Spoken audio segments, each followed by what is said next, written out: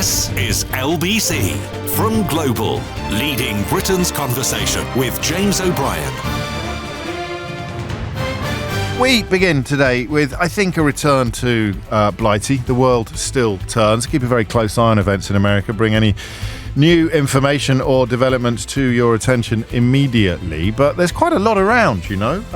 Young boys are not reading books. They're spending £100 million on... I'm not going to tell you what it's on, except to say it's linked to HS2 and it involves bats. And also... to begin, the idea that exams don't matter. James O'Brien on LBC. 4 minutes after 10 is the time. A very good morning to you. I've left this one a little late. I don't know if it's too late. We haven't done one for a while. We've been a little bit caught up, I think, understandably, in the American election, the result, the run-up and the fallout. But I want to do a missing word. Can I start with a missing word around today? It's Friday. Eavesdropping blanks... sending data to China. You can only play if you don't know the answer, all right? Eavesdropping blanks, sending data to China. Anyone else struggle not to say the word China as if they're doing a very poor Donald Trump impression? I mean, you better not say it like that, because it would be weird and confusing for people who didn't know why you were saying it like that. But I do catch myself occasionally upon the brink of doing so. It's 5 minutes after 10. I want you to talk to me today about exam results. We begin with a story about Bridget Phillipson, the Secretary of State for Education, and a call for schools, not necessarily, I don't know if to stop focusing on exam results is quite the right way to describe it, because, as she says, they are and will continue to be the anchor of our education system. But there is an idea that you can focus on them too much. Just think about that for a minute. In a way, it's the kryptonite for headline writers, nuance, isn't it? Because you want to give the impression the Secretary of State for Education has said that exam results don't matter. But she's actually said they will still be the most important thing about, or metric by which we can gauge the success of students or the success of the education system in general. But the simple question, really, of when too much focus kicks in. I find this fascinating. If you're new to the programme, or if you can't remember me explaining this in the past, when I was very little, or rather when I was still wet behind the ears in this job, I used to enjoy talking to you quite a lot about my family and my children. And then when they reached an age where it was reasonable to expect that their friends at school might have caught something that also their friends' parents or so. Then I just stopped. I felt this isn't fair. This is, it's embarrassing enough having me for a dad without me having to be sharing family business on the radio. But we're coming to the end of that period now. My youngest is in sixth form. We're coming to the point where my children will be adults. So I may recalibrate again on some of the things that I can talk to you about through the lens of personal experience. But I do have some personal experience of this one. And without being unduly indiscreet, I put quite a lot of effort into persuading my children that exam results didn't matter that much, because they belong to a generation that puts so much pressure on themselves that, oddly, I found myself doing the opposite job to the job that my mum and dad had done when I was their age. So my mum and dad would be despairing of how little work I was doing and how little I cared about what results I was likely to get. And I cared in the context of competition, of status. I wanted to get the good grades, but I didn't care enough to work very hard. I don't know whether... there were circumstances in which I would have worked harder, but I certainly didn't put any pressure on myself in the sense of lying awake at night and getting carried away and feeling a kind of anxiety. There was a kid, even when I was 12, I remember his name. He's a very good runner, who had proper problems during the exam period. He used to get so stressed and so anxious during the exam period that I think his mum would come into school to sort of accompany him. And obviously, boys can be cruel, but oddly, we weren't cruel about that. There was something almost universal. We kind of got it, that you can actually get yourself in a right old tizzy about exams, and you might need a little bit of help. But that was 12. That was internal school exams. And by internal, I mean you're only competing with the other kids in your class. It's not a national exam. It's not like an O-level, ask your mum, or a GCSE or an A-level or indeed degree level exams. It was only within school. But it was rare, right? It was really rare. You didn't routinely have people when we were young who would approach the exam season, the public exam season, in a state of genuine terror, genuine fear. And we live in that era now, which is why, bizarrely, I found myself putting some effort into trying to persuade my children that it didn't matter that much. You know, what's the worst that can happen? Who else thinks at this moment of Jeremy Clarkson and Baron Bethel? Has anyone thought of Jeremy Clarkson and Baron Bethel yet? So the two sort of patron saints of enjoying enormous privilege and telling kids who've had no privilege that exam results don't matter. So I'm conscious of that as well. Baron Bethel in particular, who I don't know if he's a bad egg or anything. He seems quite funny in a good way. But 1 year after the A-level results came out, he revealed that he'd done very badly in his A-levels. And that's when he learned to hustle. And you looked into who he was. I think he was a Conservative minister at the time. He was the heir to a barony, and he just left Harrow School when he did badly in his A-levels. So you sort of know. And remember, I went to public school. The idea that you can fluff up your A-levels from one background and have a very different experience from the experience you would have had if you'd come from another background. For some people, exam results are their one and only chance at self-improvement. In an academic context. One of my oldest, dearest friends, I've spoken to you about this before, one of my oldest, dearest friends, who is sadly no longer with us, his life changed when he got his A-level results. It literally changed. He had already signed up to do a traineeship at the NatWest Bank. He was going to be a cashier and then work his way through the training scheme at the NatWest Bank after A-levels. He wasn't going to go to university. And he always used to tell me the story of sitting in the front seat of his Ford Fiesta car that he'd saved up for and worked to buy, a sort of seventh-hand Ford Fiesta car, and he'd gone to his old school, which he'd just left, and he picked up his exam results. And he opened the envelope and saw A's and B's in front of him, which literally nobody had expected, least of all him, not his teachers, not his parents. Nobody had expected this to happen. And in that moment, sliding doors opened and closed. You know, it's the Robert Frost poem. Two paths diverged in a wood, and I took the one less travelled by, and that has made all the difference. And by the time he passed away during lockdown, he was the CEO of a hugely successful international company, having been a lawyer, having run other businesses, having set up his own finally, and having had it bought out. Extraordinary journey that he went on, and he was the kind of guy that I'm pretty sure would have been pretty successful if he'd stayed on the NatWest training scheme. But those exam results into his life, he attended a comprehensive school in Rochdale, a million miles away socially, if not geographically, from my public school in Yorkshire. And we used to talk a lot about this. We've set up a charity in his memory to help people from his background get into the kind of worlds that it's much easier to get into if you come from my background, or backgrounds a bit like mine, or Baron Bethel's, or Jeremy Clarkson's.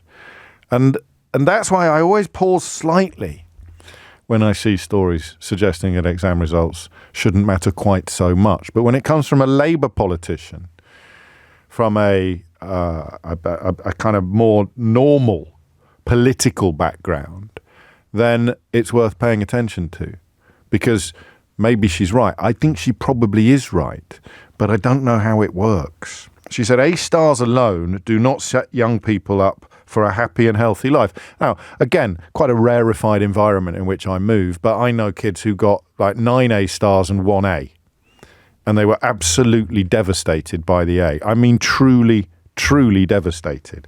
And that can't be healthy, can it? She describes a sole focus on achievement is doomed to fail. She wants schools to put a little bit more effort into a happy and healthy life. Fascinated to know what teachers think about this. And it may be a swing, if you like. It may be a what's the word I'm looking for? It's a kind of a pushback against some of the Tory policies, like the obsession with league tables and the obsession with grading and the obsession with measurable improvement. I said to you a few times, what's the best achievement for a teacher? To get a D grade student up to a C, or to get an A star grade student to get an A star? And you know that to get the D up to a C or the D up to a B is a bigger achievement than to just help the A-star student achieve the grades that they were predicted to get all along. But of course, league tables don't recognise that, not in the way that perhaps you might. So how much focus is too much focus? I suppose one question is, do you think Bridget Phillipson is right? Actually, yeah, let's do that. Do you think Bridget Phillipson is right? And what is your proof of it? That we as a society put too much emphasis on exam results. We should not be focusing on them solely. We should, and these are the words that she uses, spend more time, schools rather, should spend more time making pupils feel like they belong, working, if you like, on their mental health, working on their personalities, their more rounded elements than just on exam results. I want you to look back in your own life. I want you to tell me what damage or what benefit you think has come from being absolutely obsessed with exam results, either your own or your children's. 0345 60600973. If you're a teacher, I want you to have a crack at telling me how much is too much. How much focus is too much focus? Because the second bit of the story I began a moment ago was that there came a point as the GCSEs approached when I began to wonder if I'd succeeded too much in trying to persuade one of my children not to get too worked up about exam results. I began to fear that, I mean, happily when results day dawned, everything was golden, but I did find myself wondering whether, having pursued the opposite path from my parents, I'd actually succeeded where they failed and had some sort of influence on my child's attitude to exams. And I was kind of thinking maybe she should be a little bit more bothered. But as I say, results day dawned and everything was all right. But how much focus is too much focus? And what did it do to you? What did it do to you? And you know, if the pressure is coming from mum and dad and it's exacerbated at school, how much damage do you think it can do? Or do we have to recognise that we live in a world where my mate from Rochdale would not have got on that path to fame and fortune, commercially speaking, if his exam results were not what they were? 0345 60600973. How much do they matter? I like this from Liam. Do you know, I've never heard this before, Liam. You don't fatten a pig by weighing it all the time.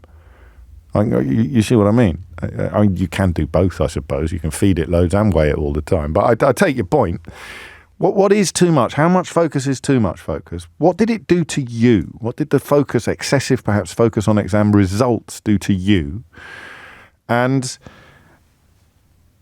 how dangerous is it for a Labour politician to suggest they shouldn't matter as much as they do when privately educated children will almost certainly be hothousing their way to fantastic results? Children like mine, children like me, getting much better results than they might have got in other circumstances. Hit the numbers now, you will get through. I want to know about the negative impacts of too much focus on exam results from all angles, from the angle of the pupil, from the angle of the parent, from the angle of the school, and from the angle of the teacher.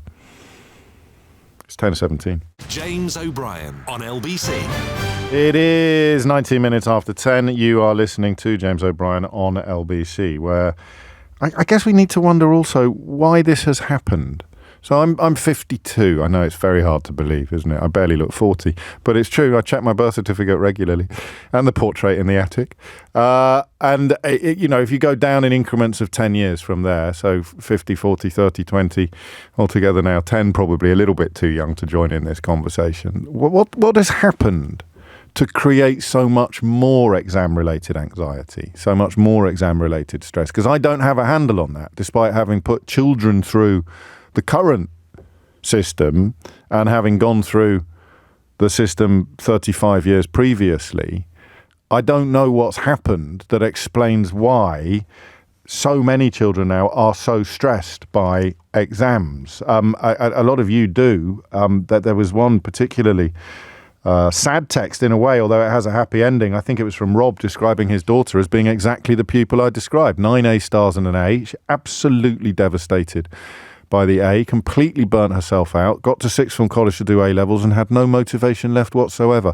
Burnout at 16 was not something we came across in the 80s, was it? It didn't happen, or the 90s. So why does it happen now? Happily, she's gone to art school now and she's 100 times happier. So perhaps she's precisely the person that Bridget Phillipson is talking about. Why aren't we spending a little bit more time on creating happy children rather than creating fantastic grades? 21 minutes after 10. Simon is in Exeter. Simon, what made you pick up the phone? Sorry, what was that? Are you all right? What was that opening there? You sound like me now. I am suffering with a bit of a cough and a cold. Shall I press the cough button, then we can both clear our throats and then start again? Ready? Yeah, go on. Go. There we go. Really, over to you. I wanted to look at this from the other end of the lens, which is there's too much focus and influence on people going to university, and that's where the stress and the pressure of A-levels come. It's not the be-all and end-all. I think many children that go to university because they think, and this started with Blair, this obsession with university degrees, when actually, and it goes to my point I said to your person on the phone, which was what's actually needed are real proper mentors for non-private / public educated children, public school educated children, because they get that. My son's at a private school because I'm lucky enough that I can afford to pay for it. But when I was at school, we had zero mentoring. No one told us that, you don't have to go to university. I'm just going to pause you and steer you back to the question of where we think this excess stress has come from. And you're suggesting it's going to university. Now, it's the obsession of going to university. I don't recognise the obsession, to be honest with you. That there is a presumption, if you come from certain backgrounds, that you will go to university. Tony Blair's educational mission was to open up that opportunity to people for whom it wasn't necessarily a birthright. But the financial... James, the numbers hang on, this is important. Yes, they do. And the Financial Times crunched these numbers very, very recently, about a month ago. And the life chances, particularly for young men who go to university compared to young men who don't, the gulf is absolutely enormous. I have a friend whose lad didn't do that well in his A-levels and they were considering going down a different path, not going to university. He went to a Financial Times symposium where John Byrne-Murdoch, the king of graphs and statistics, showed the difference between university-educated men and non-university educated men. The gap's much smaller for women for some reason. And he came back and explained to his boy that he was going to have to reset his A-levels because the path that unravels in front of you is so much narrower if you haven't got a degree. It's a cultural and societal issue, isn't it, that we don't place enough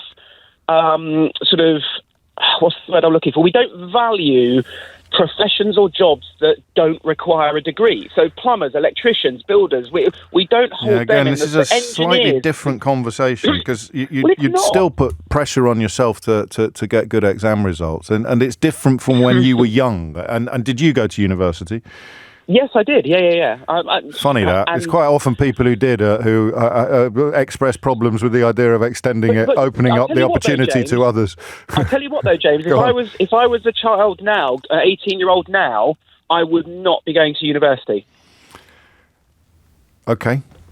I would be going to do an apprenticeship. I would be learning to be an apprentice sort of fibre optic engineer or an electrician. You'd still need to get good exam results, of course, to do all of that, and the pressure of the sort of self-imposed pressure of exam results. There's a question: how much of it comes from within, and how much of it comes from without? Because when you, as a parent, try to say to your children, "Listen, don't get too het up about it. It's not that big a deal," there's a voice inside them saying, "Yes, it is. I'm sorry, but it really is." And I don't think that voice comes from school. It's come from somewhere else. And I don't know where it has come from. I'm not even sure what that voice is saying. So you can tell me. 0345 6060973. Simon, I hope you feel better soon. Chris is in Coventry. Chris, what would you like to say?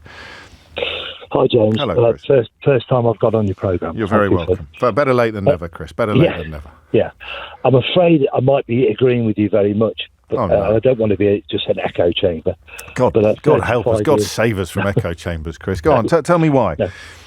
35 years teaching, and during that time I saw the emphasis of exams changing, but the emphasis on the student changing, and it has become a sausage sausage machine, and but you can feel it moving that way. My biggest gripe as an art and design teacher and head of faculty, and we've removed the creative side so much from teaching, and that's removed problem solving and individuality, and obviously creativity by it's there.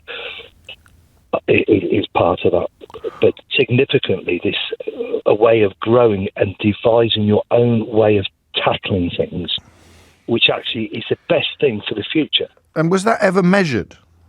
Yes. How? Well, okay, there was a measurement called CVAs, which the previous Labour government brought in, which actually was a very good way of telling how effective schools were in moving their students on. It obviously worked against exams, but it worked against other measurements. We had, I'm trying to remember, I think it's called Yellis. There was a measurement called Yellis, and it measured students who came in, their social. Well, there it is. So, gosh, it is a traditional Labour value then, because Bridget Phillipson will say later today at the Confederation of Schools Trust annual conference just down the road from you in Birmingham, if we want our young people to leave our school system not just with A stars in their pocket, but with a sense of power and purpose, children need to feel like they belong. Yeah, I totally agree. So how do you do that then as a teacher? How do you do that? I mean, if I were to put under your glorious rule, you go into a school tomorrow charged with taking some of the emphasis away from A stars and redirecting it towards a sense of power and purpose or a sense of belonging. How would you do it? You weren't expecting this at 10:30 on Friday morning, were you? Well, I was also thinking that, would I rip everything up this gone on so far in the last 14 years? I don't think you can. No. I think there's this. You look at the bones of that and work out, okay, what's worked. So the teachers are far, far more skilled now than at my time. Okay. Far more skilled at analysing data, planning, and all those aspects, and also using IT. So it's phenomenally. And if I went back in to teach, I'm 3.5 years out now. If I went back in, I know that I would have to step up my IT, okay. And I'm not sure I would be able to do it or want to do that. So I wasn't actually going to give you the job, Chris. I was expecting a slightly more abstract answer to my question, rather than reasons why you're busy or reasons why you don't fancy it. Well, but that's why I retired. Yes, I understand. I would go back to some of the subjects that students actually liked and were encouraged to do, because we knew that would encourage them to be successful in other subjects. If you, as a child, are struggling in the more academic, I'm going to use that word, I hate using that word, but I have to use that word, the more academic, the more scientific, the more numerate, the more language-based subject. If you struggled to do well in all of those, and they're the only ones you now could do to exam, you're struggling to do well in everything, and your self-image is low and poor and crap. And you can point at that's all right. It's a passionate subject. So you can point at, as the Tories often do, at the rise through the international ranks on reading and maths skills, but that doesn't reflect what the cost has been in other areas and who might have been left behind. No, you're absolutely right. And we're talking about fractions there as well. So that PISA study, I mean, it's fractions. You're improving areas, but you're doing it. You're sort of you're smashing a nut with a hammer. Okay. So you're overusing it. It's great that's a successful point, but it's probably the only successful point we've got. So I'm not sure it's worth throwing that much about. No, and that notion there of just there being something more important, or at least something important, or something as important that has been lost. I really feel that generationally. Over the course of your career, 35 years, at the beginning, children would not be beating themselves up in the way that they do now over their exam results. There'd always be one absolute genius who would be gutted if they didn't get a complete run of the highest marks in the class. But there was only one. Now there's whole cohorts of kids who will be beside themselves at the prospect of exam results and distraught at their results, even though their results strike their parents as being pretty good. I always think of that old advert with more in Littman. Do you remember when the lad got really bad A-levels, but I think he got an ology. You got an ology? You got an ology? Sociology, I think it was, which wasn't a widely respected subject when that advert was made, but is now. So it's another illustration of how the world turns. But what about this turn? What do you think explains this change? Why do you think your children are a lot more anxious about their exam results than you were? 0345 6060 973 is the number you need. Jenny Barsby is here now with your headlines. James O'Brien on LBC. 10:34 is the time. You're listening to James O'Brien on LBC, where the question is linked to a speech that the Secretary of State for Education, Bridget Phillipson, will give later to... I beg your pardon, she gave this speech yesterday. There you go, that's a D- for me, isn't it? I wonder why only one newspaper has picked this up. I find it fascinating. The idea that exam results have become a national obsession, and while they are obviously important and will remain so, you need to dial it down a bit. And so, as ever on this programme, it gets our little grey cells working, and we're wondering why. Why is there so much more pressure now than there was then? 0345 6060 973. And what does that pressure look like? What does it do to you? Mary suggests it's the SATs, the SATs in primary schools, as well as secondary schools, because they're linked to league tables. The pressure on the teaching staff was immense, and it sort of transferred to the children and to some parents. My children are in their 30s now, she writes, but I remember well the stress they experienced in year 3 and again in year 6, and the anxiety that the teaching staff felt whenever SATs came round. It's a theory, and quite possibly an answer. This is part of it as well from Channing. You need A's to get into universities now. It didn't used to be like that. There was more nuance. I recall universities complaining about the fact that GCSEs don't provide a sufficient spread like they used to do. So kids are forced to aim for A's and A stars, which is an absurd amount of pressure. So there's a contention there that the logic is a natural consequence of the system rather than some unknowable phenomenon that has grown up around us. So you say to your kids, you don't need to worry that much. You're wrong. They do. That's a scary possibility. James is in Brittany, en France. James, what would you like to say? Hello, James. Bonjour. Now, I'm a former teacher, head of department, from 1985 to 2013. Okay. And I think my teaching career went through exactly this transformation. And I think the person whose message you read out, woman, a couple of minutes ago, has pretty well said it. There was, in, I think, the 90s, really, a massive emphasis on competition between schools. Yes. Schools were set up with league tables, with a much more rigorous inspection regime. And the effect of that, and I remember this, that what happens is the governors are putting pressure on the head teacher to get better results. The head teacher put that pressure on the heads of department. The heads of department put the pressure on the members of their department, which I had to do. And the members of department, the teachers, classroom teachers, were putting the pressure on the pupils. So it was all done. And this was happening, as we say, from year 3, although I was in secondary. Why was it happening? SAT's results were the teachers are putting pressure on their pupils to get good SAT results at the age of 6, 7 I remember years that. old. I do remember now, that.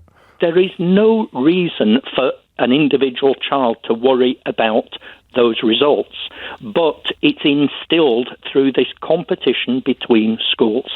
And I think I could almost say it's a Thatcherite invention. The best way to improve things is to get people to compete with each other, to get schools to compete with each other. The good schools get better, the poorer schools or the weaker schools fail. And that's life. And that's life, your Thatcherite would say. Well, your Thatcherite would say. I couldn't possibly comment. No. See, you put me in a slightly uncomfortable position because as a younger man who thrived in the environment you describe and who, despite not working terribly hard, did really do well in exams, much better than I deserved to do, I used to approve of that being introduced across the whole school system. It was quite a journey for me to realise that, a bit like Michael Gove, I think, James, I thought that the system that worked best for me was therefore the best system. So I think, not to be unduly forgiving or generous to the ideologues that you're talking about, most obviously, I suppose, Keith Joseph, that's where they were coming from, I think. They were looking at what worked best for them, and they'd often come through the private school or the grammar school system, very competitive, very hothouse, quite a lot of pressure, and thought that that would work best for everybody. Whereas, of course, even in those schools, there would be loads of kids falling by the wayside. Can I respond? Yeah. Yeah, well, so one of I was myself at private school, Catholic boarding school, similar to yourself. I felt no pressure at all. I'm 10 years older than you. I felt very, very little pressure to do well, apart from my parents. I don't remember what you're describing as perhaps a sort of hothouse atmosphere. And when I started teaching, that was also in an independent school, like a small independent day school. And the same, people did what they needed to do. But we weren't having this obsession we have today. And it is that old line about you don't fatten a pig by weighing it all the time. Well, it's funny that you'd never heard that expression, because I'll tell you what, in teaching, you'd hear it every day. Was it really? That's interesting. You can see why when you put it in the context of the conversation that we're having. I need to ask, were you head of French? Modern languages. There we go. And so you'd always dreamt of retiring to Brittany, did you? Yeah, except that I'm coming back. Oh, are you? Yes. Well, it was good while it lasted. Exactly. What's it called? No, that's Italian, the Dolce Vita. At 10:40 is the time. Libby's in Nantwich. Libby, what made you pick up the phone? Hi, James. I just wanted to approach this as a parent, really. Yeah. I get quite emotional talking about this, because I've got two daughters with ASD who are really, really struggling this year. Oh, dear. They're coming up to 2 GCSEs, and one of them's just retreated. She's just completely ignored the fact. She's not doing any provision. Right. Sorry. That's okay. The other one is just really, really anxious. Yes. And, and I think a lot of the factor is that they have to do so many exams. My daughter last year, she did 25 exams. That's a lot, which isn't it? I think, it's just ridiculous. No, I'm the same age as you, James. Right. And I think I did one exam per subject. Maybe 2 papers at A-level, but certainly 25 sounds unthinkable. I know. So you've got all these poor girls. I mean, I worked as an invigilator in a girls' school, and you see them coming in, and they're just so wound up and anxious. And I always say they look like rabbits in headlights. And there's nothing we can do about it. This is why you're so sad this morning, isn't it? Because there's nothing we can do as parents to alleviate. I mean, there's not much you can do with the one who doesn't want to do any work, and there's not much you can do with the one who's torturing herself with stress and anxiety. Where do you think it comes from, Libby? I think it's what your other callers have said. It's just all about this pressure, these league tables. It's all about getting the A's. Rather than just learning and, appreciating the subject, what can we do in chemistry today that's interesting and fun? No, we can't do that. We've got to do this because it's on the curriculum and it's on the exam paper. And it just feels like the last 2 years of school, secondary school, it just feels like it's all about exams. It doesn't feel like there's anything. It's funny, isn't it? As you knit together all these calls, you sort of begin to see an image emerging. Possibly why the last gentleman referenced Margaret Thatcher, and I've referenced Michael Gove. It's an image of education as a commodity, as a measurable currency. Whereas what Bridget Phillipson is saying is, of course, the exchange rate matters, to stay with the currency analogy. But let's not think that, money is everything. The love of money is the root of all evil, as St. Paul said. So the love of good results is the root of all evil, because, you need good results, and it's good to chase good results, but don't let that exclude everything else, the stuff that you're alluding to and the stuff that she describes as sort of purpose and power and a sense of belonging, and that does seem to be missing. Can I say something to you, parent to parent? Yeah. This too will pass, Libby. You know that. Thank you. You know it's true. And sometimes it feels as if we're at the bottom of the deepest imaginable holes. but there is always a ladder, and there's always light at the end of the tunnel. Yeah. I promise you. It just feels like, the education system is everybody has to be a round peg fitting into a round hole. Yes, it does. And if you're a differently shaped peg, then you just don't fit, and it doesn't work for you. And part of the reason for that, as you know better than I, is 14 years of austerity and cuts to a system that was beginning to accommodate neurodiversity and other recognitions of the multiplicity of personality types and individuals that go to school, whereas the cookie cutter approach, treating everybody exactly the same, is still lauded in some quarters. When you read articles about teachers who describe themselves as the strictest in the country, you know that they are creating, and they'll get good results, but at what cost? 0345 60 60973. James O'Brien on LBC. 10:47 is the time. You're listening to James O'Brien on LBC. The question of excessive focus on exam results and the stress, the anxiety that comes with it. Bridget Phillipson's call yesterday to help young people lead a happy and healthy life, which involves removing some of the focus, or obsession, if you prefer, on exam results. It's a really important conversation. I'm struck by how many people are keen to join it. I should mention, in fact, it's very much a field in which my friend and colleague Natasha Devon is active. Natasha with you at 6 o'clock, of course, on Saturdays on LBC. But she's done a lot of research. She goes into schools to address some of these issues, indeed. And one of her colleagues, Dr. Thomas Curran, has done research showing that each successive generation has higher levels of perfectionism, which means that you'll overwork in the areas that you're good at and underwork, if that's a word, self-sabotage even, in the areas where you're not confident. He's written a book about it, the education system and social media exacerbating the problems. But here's a statistic, if you don't think this is important, here's a statistic that I think will change your mind. You go into schools and ask this question: do you agree with the statement that nothing I ever do feels like it's quite good enough? And roughly half of respondents will answer yes. Roughly half of young people will agree with the statement that nothing I ever do feels like it's quite good enough. 10:48 is the time. I've suffered all my life with the exact opposite problem. I'm not making light of anything. I'm just pointing out that you need to see the world through other people's eyes sometimes to understand problems that were not problems necessarily for you. Andrew is in Liverpool. Andrew, what would you like to say? Oh, thanks, James. Hello.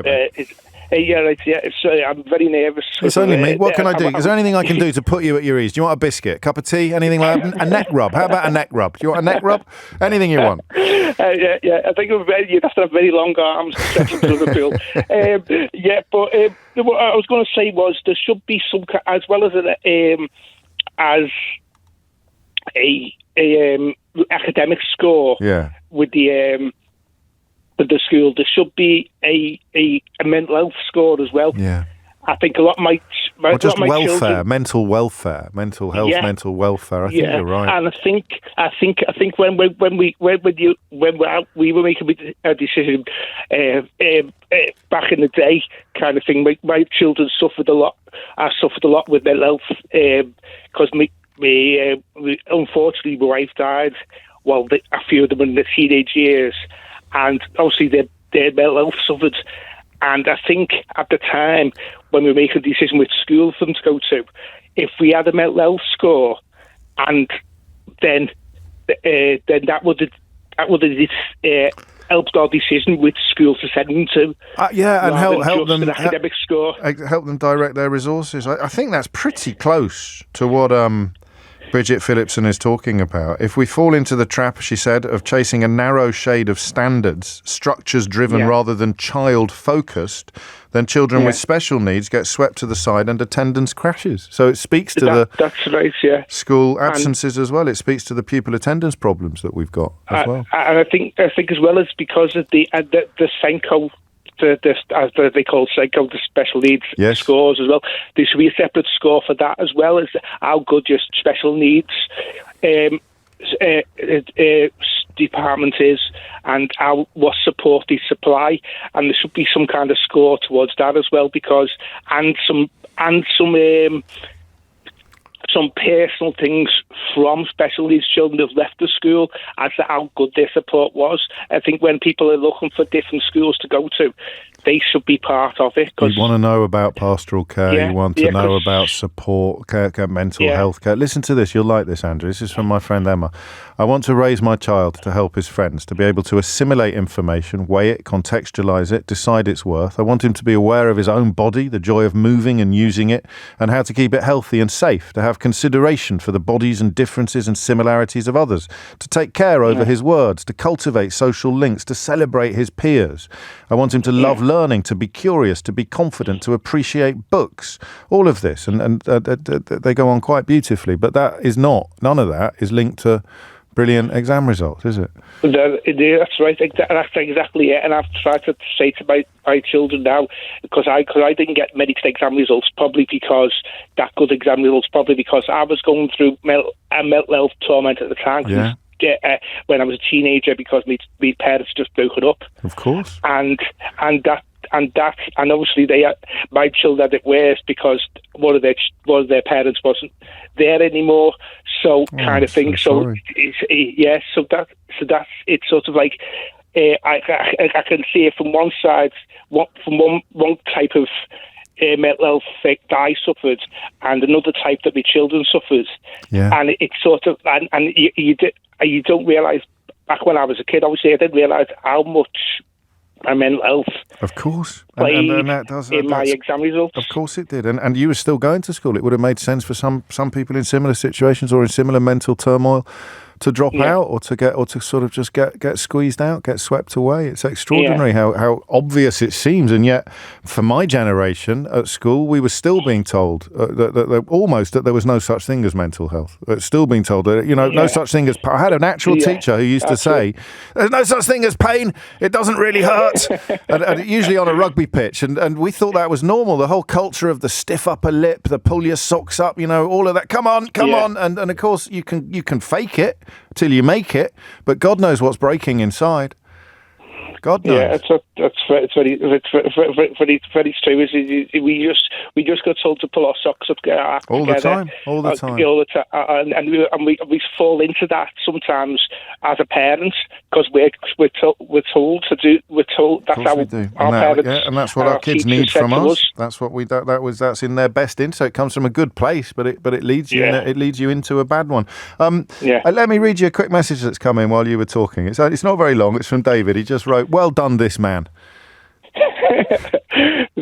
Thanks. Oh well, thank you as well. I don't know what you were nervous about, and you take care. I'm going to read this. It's not Idiot's Corner. I think it's an illustration of what happens if you don't focus on some of the stuff that Andrew just mentioned in Liverpool. This is from Neil, who's in North London. He writes, "You just talk the biggest load of twaddle on the planet. Sickening the way you fawn over your callers. And always the reference to 14 years of austerity. Really? Neurodiversity? Really? Natasha Devon? Really? Not surprised, I guess. I would have thought that this week you'd realise how unwelcome your kind of radio is." And I think that's what happens if you are raised without any attention at all being paid to all of the things that Andrew and I were just talking about, all of the things indeed that Natasha works to help children access and achieve, all of the things that Bridget Phillipson was referring to be happy, to be fulfilled, to have purpose. Because if you focus exclusively on exam results, if you buy into, and Neil is very much a victim of the culture we were just describing, there's no such thing as neurodiversity, there's no such thing as mental health, just tighten up the lid, until at some point you will explode. Of course you will. But not even in his defence, he doesn't need defending, he just needs loving. That's the point, in that this system was great for creating men who could go off and run empires. It's appalling for creating 21st century humans.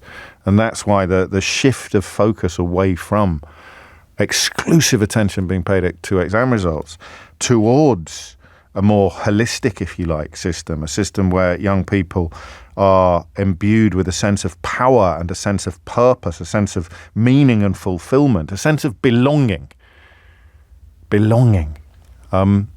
It can't be a bad thing, mate. Come on.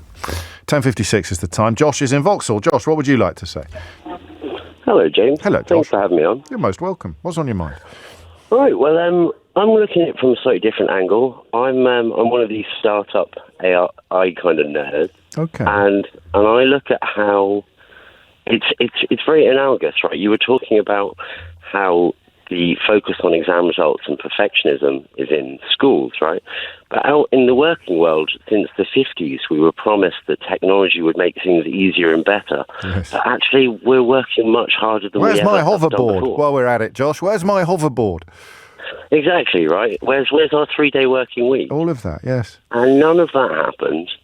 And I think the thing that I really want to get across is that in this coming time where we're going to have all these machines like ChatGPT and all the other stuff that's going to come, it's actually far more important to be connected to other humans, to have creative reasoning, because the actual rote learning model of, knowing stuff is going to become so much more irrelevant over time. It's more about actually how we're able to instruct machines to do our will.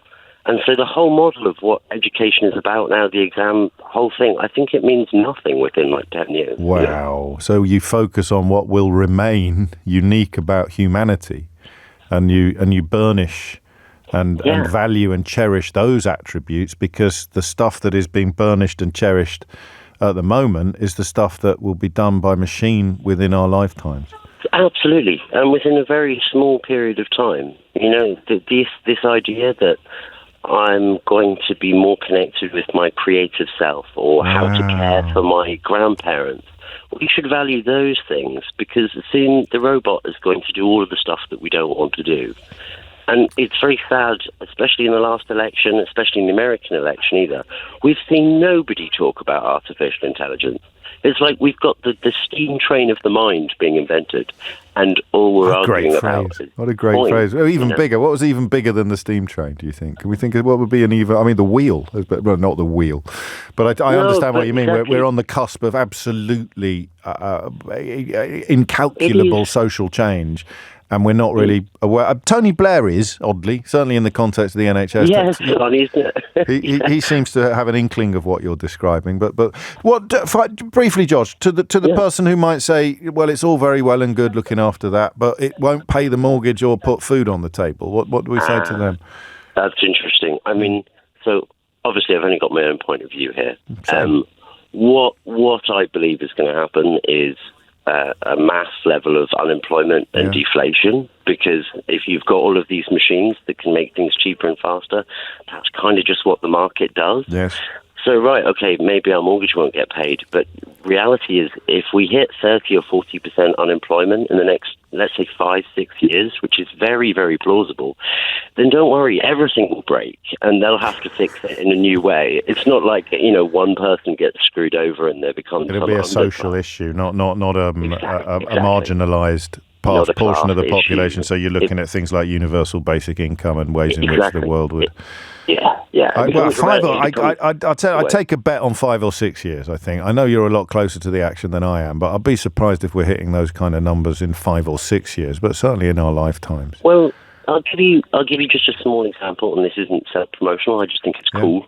So we're working on systems where we can personify characters from history. Wow. And then they can come in and teach classrooms of kids in the tone of voice and in the time of where they are. That's the plot of Bill and Ted's Excellent Adventure, mate. I wasn't taking any riff from that, of course. Socrates. Here's Socrates to do a but you come out of that with something that couldn't be measured in an exam. Right, and that's the key bit. I was talking to someone about, Inspector Calls. It's a very popular book on the English syllabus. J.B. Priestley, the play. Yes, right, of course. Exactly, right. So there's one way my friend Luke was in it many years ago in the Stephen Daldry production. I'm only mentioning that because he's listening, and if I didn't he's usually listening, and if I didn't mention that, I get 100 texts off him after the programme. Brilliant performance. Sure. An amazing play, a hugely powerful allegory for society. Massively. So there's one way to teach that, which is having everybody sit down and learn things that happened, and maybe write an essay privately, or just go home and cheat with ChatGPT, Or the other option is, why not have a fake court case where the classroom is split in two and having to make arguments for left and right? Trying to create good, rounded, interested and crucially curious people, as opposed to people who on paper have got an embarrassment of riches in terms of exam qualifications, but very little by way of all the things that we've just described. If people want to find out more about what you're doing, do you want to point them in the right direction, or are you comfortable with the... Yeah, to be honest, we don't really have a thing right now. I'm just happy to share that, everything's going to change and it's going to be all right. We should get you on every Friday, Josh. Possibly every Monday, actually, might be a little more helpful. What a lovely call. Thank you, mate. What a lovely hour. It's 11:01. James O'Brien on LBC.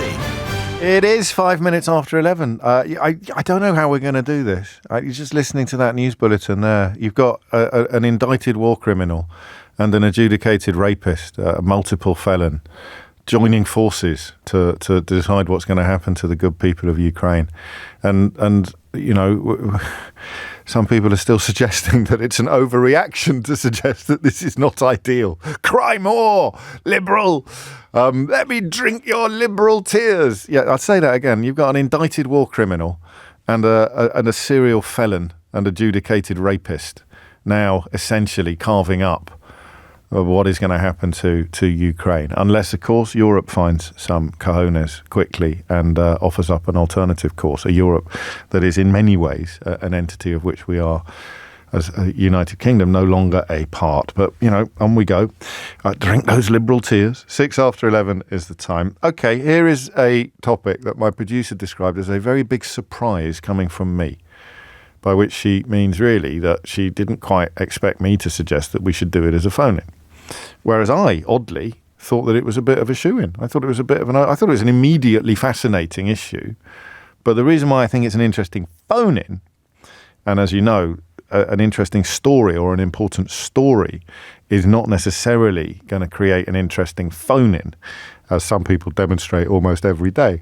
But the reason why this is an interesting phone-in is because it involves change of mind and it involves nuance.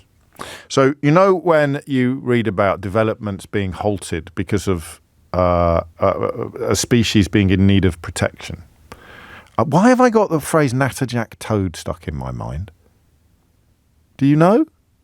I did a speech for a public speaking competition in 1988. And it was called GCSE, the greatest con since 11+. It was a fairly silly perspective, built entirely on the thing that we were talking to our caller from Brittany about, the idea that the system in which people like me can flourish at school must be the best possible system. And if you think that's self-referential, I use it only to illustrate how Michael Gove ended up at his position on schools and education. The system that works best for people like me must be the best situation available. It's nonsense, obviously, but the GCSE was being sold at the time as involving a lot of continuous assessment as opposed to exams, and I found the idea of continuous assessment dreadful because it mean you'd have to work all year round, not just work like crazy for the last 2 days and stroll into the exam with entirely ill-founded confidence. But I digress, because for some reason in that speech I used the phrase natterjack toads. And I think I used them as an emblem of things that stop developments. So there must have been a story. Or is it in Adrian Mole? Are there natterjack toads in Adrian Mole? Why am I doing all this out loud? It sounds like some bizarre stream of... What if you've just turned on the radio? What's happened to that angry bloke? Why is he going on about natterjack toads? Somewhere inside my memory banks, there must be a story that involved work being halted on a motorway or work being halted on a new railway line because of natterjack toads. Is it natterjack toads? Where does it come from? I do not know, but someone will. Someone will know. You'll be able to tell me. This isn't about natterjack toads. This is about bats. It's about a 1 kilometre long structure that will be built where the London to Birmingham line emerges from a tunnel in Woodland in Birmingham, and in Buckinghamshire, forgive me. And it will be built to protect a colony of Beckstein's bats. How much do you think it will cost? If you're listening to Ian Payne earlier today, you may already know the answer to this question. If you weren't listening to Ian Payne earlier today, you really should have been. You're denying yourself a unique radio experience by tuning into Payne. You really are. In fact, you can sometimes hear Payne by tuning into Clive Bull, and Ian Payne will ring up under a false identity and try to fool Clive into thinking that he's somebody else. But I think Ian talked about this morning. So if you're listening to Ian, you're not allowed to answer this question. How much do you think it costs? They're building a bat shed. According to the chair of HS2, they're building what is called loosely described as a bat shed. I know what you're thinking. Keith's already done the joke. And the cost of it will, I think, stop you in your tracks, if you pardon the pun. It's £100 million to protect some bats. The chair of HS2 has revealed that there are currently more than 8,000 permits along the route. He gave the example of this bat protection structure, adding, "We call it a shed." I'd quite like to have heard this, just to establish whether or not his delivery was quite as magnificently deadpan as it appears to be in the written reports. It was at the Rail Industry Association conference in London yesterday, and he talked about needing 8,276 consents from other public bodies, planning, transport, the Environment Agency or Natural England. They don't care whether Parliament did or didn't approve building a railway. His favourite example was the bat shed. The Beckstein's bat being, in his words, generally pretty available. I don't know why I've got it in my head that this fellow might be Australian. There's something about the way that he's talking that makes me think that he might be Australian. Well, call it a shed. Don't you think he sounds Australian? The Beckstein's bat, he said, is generally pretty available in most of Northern Europe. Pretty available sounds like an Australian. I don't know why I got it in my head that he's Australian. He probably isn't. But nevertheless, even though there's quite a lot of these bats about, under the Wildlife Act of 1981, it's deemed to be a protected species in the UK, this bat, even though there's lots of them. And he goes on, there's no evidence that high-speed trains are going to interfere with the bats, but they've got apparently to put this £100 million structure, which is politely described as a blot on the landscape. It looks a little bit like an aircraft hangar. And he has little choice, he says, but to spend £100 million upon Beckstein's bats. Now, I want to know what you think about this, because I think at first glance it's absolutely bloody ridiculous. But what it does, and the reason why I thought it was interesting, is it makes me feel a bit like someone like Jeremy Clarkson, which is not something that happens to me very often. It makes me feel like an enemy of nuance. It makes me feel like someone who would still make jokes about vegetarians. Do you see what I mean? Oh, bloody bats. Stuff them. I want someone to tell me why I'm wrong. I want someone to tell me why it matters. I want someone to tell me why it's right to protect all of these species. Because, you know, when people talk about deregulation or a bonfire of regulations, it's not binary. Regulations are generally there to protect us, which is why I am usually quite negative towards politicians calling for regulations to be scrapped. I think for many people, for the foreseeable future, the first words that will come into our mind when we hear about a bonfire of regulations will be, tragically, Grenfell and Tower. And shortly followed, of course, by the memory of Jacob Rees-Mogg describing the lack of common sense displayed by the people who perished in unimaginable agonies that night. Jacob Rees-Mogg currently celebrating Donald Trump's victory over the globalist elites on social media, I saw last night. But we digress.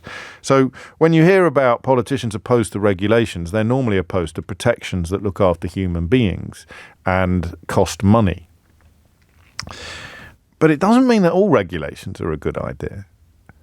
And when I read about developers being required to build tunnels for hedgehogs under roads, or when I hear about big operations being brought to a halt because of a proliferation of natterjack toads, it's the closest I ever get these days to being the old me. So if you were listening to this program 10 years ago, I was like all the other radio presenters. I'd get a strong opinion, usually without thinking about things very much, and it would usually involve attacking authority or pretending not to understand an issue and thumping the desk, a bit like Jeremy Clarkson, really. It's ridiculous. But I genuinely think this is ridiculous. Just because you've worked to become a more nuanced and layered individual doesn't mean that sometimes you're presented with something that is just ridiculous. So I want to know a bit about this world. I want to know a bit about the world where you have to do things to accommodate the survival of wildlife. And I want to know whether or not it is as silly as it appears. And I want you to tell me. And I'll even take your stories about being required to do things. Maybe this is an area where Labour's determination to free up planning, this is the kind of thing they're talking about, perhaps. There are some regulations. If it's about people, I'm generally in favour of it. If it's about Beckstein's bats, do you see what happened to my voice there? Did you hear that? I did that thing, like Beckstein's bats. Me. It's weird, this, for me. And I appreciate if you haven't been listening over the years, you don't know. I mean, I wrote a whole book about the work that I did on working out why I had such obnoxious attitudes and opinions about things like obesity or tattoos or the importance of marriage. And I dug into my childhood and all of this baggage that you have to rifle through to understand why you've become that. Like a Daily Mail columnist, just sort of spit first and don't even ask questions later. And there were some issues where I could be like, and I was actually quite good at it. There were some issues where I could be like that, and that's what my voice would do. It'd be like Beckstein's bats. But I'm not. Pets were another good example. I used to be really obnoxious about pets. One of my friends, one of my old producers actually, still teases me about the times I used to tell callers who were ringing in to express what I considered to be excessive love for their pets, that their pets would eat them, given the opportunity. If they were left alone in a locked room and you'd passed out on the sofa or, God forbid, passed away, then at some point your dogs and your cats would have you for lunch. And I used to really relish. I could almost have relished repeating it then, but you could tell my voice didn't go where it went when I said Beckstein's bats. I could almost relish it. It's a form of sadism. You know that you're hurting, but it's why. I mean, I guess that's Donald Trump's appeal, isn't it? It's a form of sadism. He's hurting people and you're enjoying it. And I used to do that on issues like obesity, vegetarianism, tattoos, unmarried parents, or some of the greatest hits, some of the rubbish. So is it also wrong in this context? As I feel the stirrings of that old bigotry, Beckstein's bats. Is it also wrong, or should we actually be protecting Beckstein's bats and natterjack toads and great crested newts? Should we be spending tens, if not hundreds of millions of pounds on bats? 0345 6060 973 is the number that I need, or rather the number that you need. I'm on the radio anyway. I don't have to ring in, not yet. Anyway, so this won't be a phone in. We finished the last hour with all 10 lines still lit up. Right, this will not be like that. It's a bit Friday flavoured.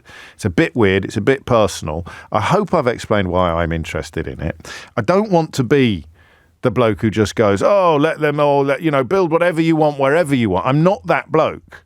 But this is not binary. You're not 100% opposed to wildlife protection or 100% in favour of wildlife protection. If you are, you're an idiot. We'd never ever build a road, or we'd never have any wildlife left. So somewhere between those two positions lies the truth. And inside that truth must be a good example of something that we do not need to do, and therefore should not do, and cannot countenance the cost of. And I think that the bat shed is probably exactly that thing. But can you define how much wildlife protection legislation is too much?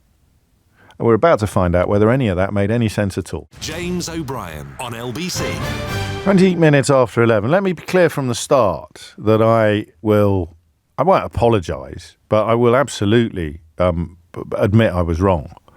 if you demonstrate to me why. And the early texts coming in are making me feel like I used to feel when we were having phone-ins about obesity 10 years ago. Because, vegetarianism most obviously. What was I called? Does anyone remember what I was called that time? I was having a lovely conversation. A corpse-eating psychopath, was it? We were having a phone-in about vegetarianism, and it was a female caller, and she just dropped it very casually into the conversation. I was a corpse-eating psychopath. There may have been an extra layer of insult attached to it as well. And that is a bit like what some of the messages today are touching upon. Matt's in Manchester. Why does it sound like you don't value other forms of life that aren't human? And now I'm going, oh, Lord, have I got this wrong? He goes on, this is why the earth is dying, because of this disregard for the other inhabitants of this world. It's not our world, we share it. If we constantly need to expand, then why shouldn't all creatures be considered and looked after? You need to go and enjoy nature more, and maybe you'll understand and appreciate it more. I do, but you've made me feel bad already. That's a brilliant message, Matt. Seriously. It's really made me stop and think. But £100 million more for some bats that, according to the head of HS2, are not that rare, for a structure that, according to the head of HS2, won't necessarily make any difference to anything. So there must be a point where we can go too far. But you're absolutely right. Anyone suggesting that we shouldn't go anywhere near this sort of thing is an idiot. 22 minutes after 11 is the time. Let's start with Scott in Bishop's Stortford. Scott, what made you pick up the phone? Hi, James. Well, first of all, nice to not talk about politics for once, which is great. Well, believe it or not, it was a conscious decision. That was a conscious decision, Scott. You did almost bring a Trump thing in just there. I was going, no, not today. I steered away. I managed to, just at the final minute, I managed to step away from the Trump. Carry on. Right, so my story, keep it short for you. Okay. I have got a barn at the front of my grounds. Fancy pants, Scott. I don't know how else to explain it. It's an old derelict thing. I got plenty of permission to knock down, but I had to have a bat survey. Yes. Now, the initial survey cost me over £400. They came along. There were no sign of any bats. There was no bat drop-ins. There's not been any bats for 10 years that we've lived there. But I couldn't go ahead with the planning application until the following May, which was about 7 months later, just in case a bat wanted to come and roost May 2024. Yes. Now, the privilege of them coming back to see me in May cost me another £1,200. So two guys sat outside my house at night with cameras on and spotlights on. And again, no bats. But we already knew that. So but no, you didn't. They could have come back. They they decided in 2024 that that day was the day they wanted to come and roost at my house. Yes. So let's now apply this. But hang on, you're being a bit disingenuous, because they weren't expecting them to turn up that day. They were there to see whether or not they had turned up on some days previous. What about that year? Yeah, exactly. No, there was no signs of it. Yeah, but you don't know that if they haven't checked, do they? You're not qualified to make a bat check. I paid them £400 the first time round, but between the two checks, the bats could have returned. That's the point. It's not like they were sitting there because they might have turned up for the first time on that day.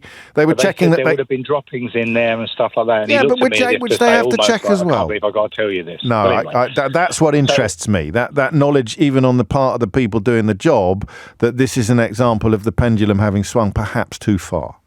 And amplify this now to £100 million. Yes. How much percentage of that is unnecessary? Because they already know. That's the bit I'm saying. Well, there are definitely bats there, so it's not a perfect partner for your experience and your example, and a lot of bats, and they are apparently endangered, although the very Australian sounding head of HS2 it's not didn't you think he sounded Australian?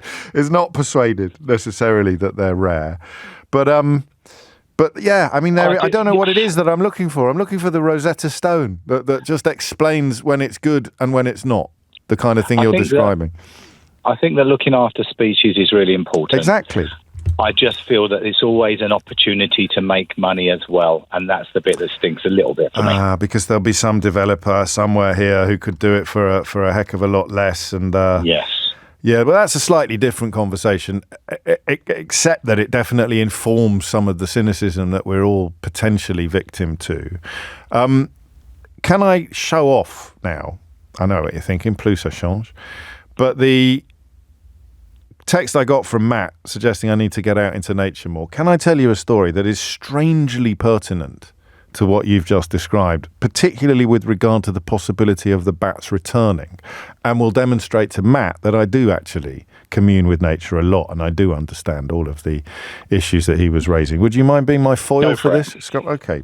So if you were to visit one of my favourite parts of the world, and where proximity to nature is close to the purest I've experienced, I speak of the Holcombe National Nature Reserve in North Norfolk. You will, if you're lucky, and I've actually got footage of it on my phone, but it would be weird for me to start playing it now down the microphone. You will witness the migration of the pink-footed goose, Scott. Just let me check. Keith, are the tapes rolling? Are we recording this? This is going viral. This is going viral, baby. So you will witness the migration of the pink-footed goose, which is a thing of absolute wonder. But in the 1940s, Scott, are you still awake? Yeah. In the 1940s, Holcombe Nature Reserve was used as a firing range for quite heavy ordnance by the military. And as a consequence of that, the pink-footed goose, which had been roosting there for, no one knows how long, I think, for all of living memory, understandably, given the fact that they were blowing up a lot of things, technical term that, they were blowing up a lot of stuff, the pink-footed goose started giving Holcombe a swerve and started settling elsewhere. I don't even know whether it was in the United Kingdom. They might have hopped it to Canada. They can cover a lot of space, these geese. Canada goose. Well, these aren't Canada geese, but yeah, you make a valid point. I think they're cousins. And then guess what happened? Go for it.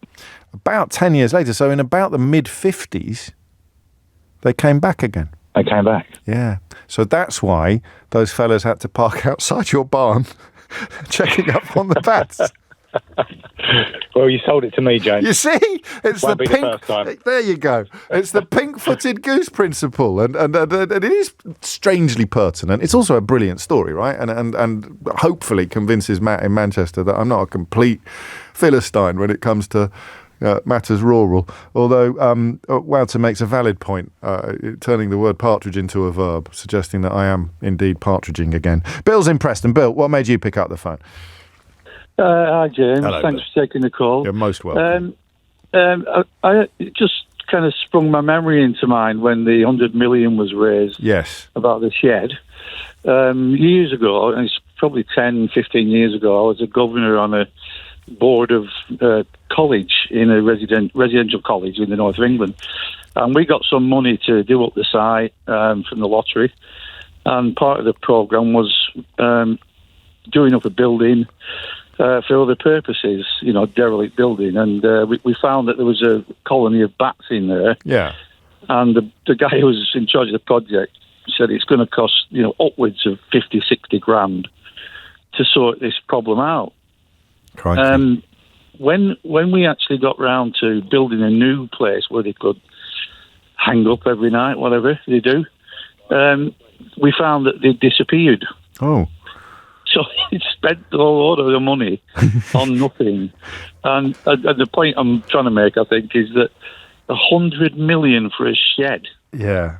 I'm all for protecting species. I think we don't do enough in this country to protect wildlife. Yeah. But 100 million, I'd rather have seen spent on the expansion of the line to Manchester or Leeds rather than, protecting a few bats. Which could be done in a lot cheaper way, I think. Well, yes, and what you highlight perfectly is the silliness of thinking that all such schemes are good or all such schemes are bad. It's a price on everything, isn't it? Yeah. You've got people dying in flats that have got cladding, which is, setting fire to their houses, and we're spending 100 million. 100 million. If it was 100,000, and it was some natural, emergency that we had to protect these bats, I'd say fair enough. But 100 million. Well, even if they were the context, I think 100 million. If they were the only surviving colony of these bats on the planet, you could make a case for that being kind of priceless. You couldn't put a price on. And what you could probably find is that they'd probably find a new home within weeks. Well, yes, if the railway line went ahead. Yeah, I mean, so 60 or 70 grand, and then when it was time to move in, they'd gone. Yeah. Thank you. I love that, Bill. Thank you, Bill. So that's it. So what is the sentence that explains what we're all dancing around. The idea that this doesn't feel right, but I'm not turning into... Well, actually, Jeremy Clarkson is probably a bad example now. He's a farmer. He's probably a lot more aware of the importance of biodiversity and protecting stuff and things like that. So you need to pick your own kind of two-dimensional right-wing opinionator. It's not that, but neither is it becoming swampy, where you think everything should be stopped in order to protect animals. What is the line? What is the balance? What is the Rosetta Stone to unlock all of this? It is 11:31, and Jenny Barsby has your headline. James O'Brien on LBC. It is 26 minutes to 12. You're listening to James O'Brien on LBC. We shouldn't have brought Jeremy Clarkson into it at all, I don't think. Apparently Donald Trump, here's something that doesn't happen very often. Apparently I sounded rather like Donald Trump sounded on that podcast that he did with Joe Rogan, talking about the unnecessary nature of some of these measures. I don't think I sound like him very often, and I haven't listened to that interview in full yet, but there it is. So far, £100 million consensus that this sounds excessive, but happily no one going down that lazy route of thinking that everything that's done to protect species, to enhance biodiversity, to look after the planet is unnecessary or a waste of money. Although I'm afraid conversations like that are going to increase in volume in the coming years as a consequence of what happened in America earlier this week. You now have a White House full of people who peddle the lie that the climate crisis is some sort of hoax. 25 minutes to 12 is the time. If you're just tuning in, what do you think about news that a bat shed on the HS2 line is going to come in at roughly £100 million? James is in Hartley in Kent. James, what made you pick up the phone? Mainly because, firstly, thanks for having me on. And first-time caller, long-time listener, welcome. The usual one. Thank you. Also loved your pink-foot goose story as well, one of my favourite species. Yeah, it's an amazing bird, isn't it? And when you see them, they fill the sky in a way that's almost impossible to describe, don't they? It's a beautiful, like murmurations and starlings and things like that. Yeah, exactly. Anyway, carry on. I've worked in conservation for about 30 years. I'm out of it now the last couple of years, but I've worked in with many species in both UK and abroad as well. And with the Bechstein bat as an example, I think the guy saying they're very common is being a bit disingenuous. Okay. In the UK, for example, they're one of Britain's rarest bats. Oh. They have very specific habitat requirements. So they're a woodland bat.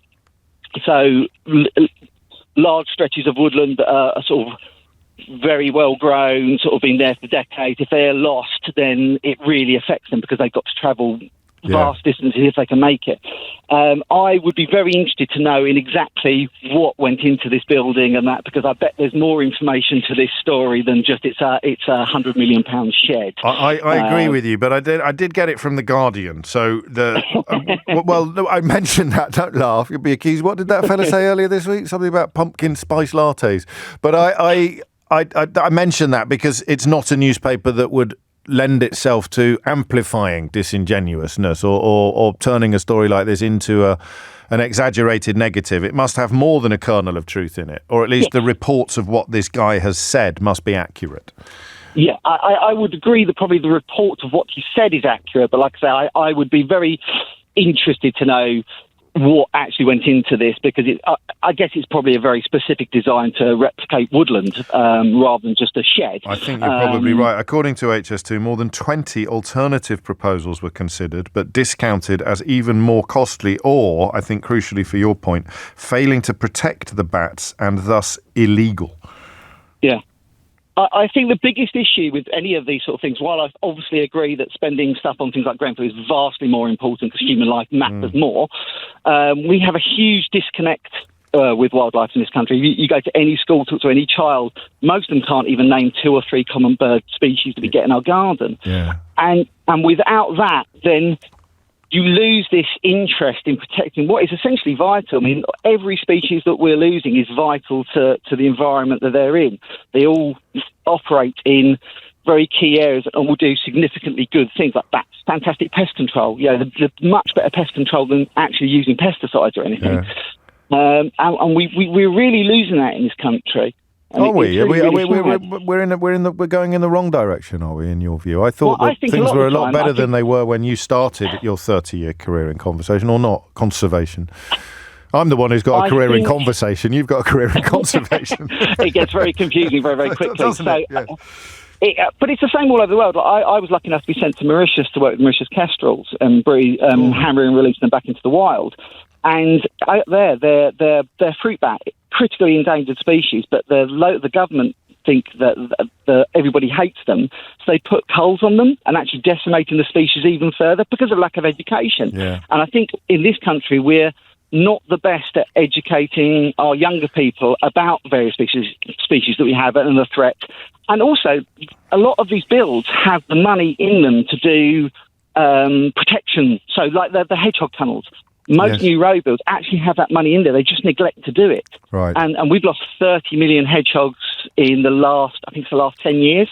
It's not, again, critically endangered species in the UK. So this is what I want you to do for me then. And I think you'll be able to, but I don't want to put undue pressure on you.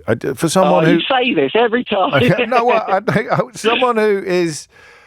Not cynical, but just unconvinced that because what you're describing is not the importance of hedgehogs or the importance of bats. It's the importance of biodiversity. Yeah, 100%. How do you bring home to someone in a penny drop way that you're right and their scepticism is misplaced? Or can't we? And that's part of the problem. I think it's a really hard thing. Yeah, I mean, it is, isn't it? I've worked in the zoo industry and we've done it, tried to do it for decades. And I think you look at species, not necessarily in this country, but you've got something like the passenger pigeon in the US, a species that was so common that it would black out the sky for days with a flock migrating through. So you imagine the pink-foot goose analogy, and then within a space of a decade, wiped out, gone from this planet, extinct, forever. never to be seen again. And we can reverse it. Like my colleagues that I used to work with at Wildwood in Kent, they put out...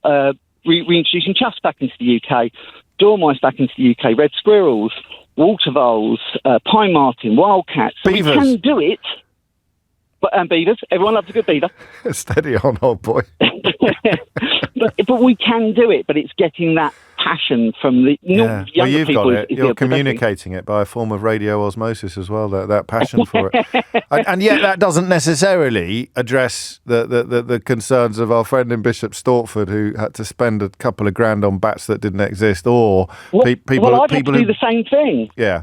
So I've spent £1,500 on the, and the issue with that. Am I the only person here who hasn't got a barn? This is outrageous.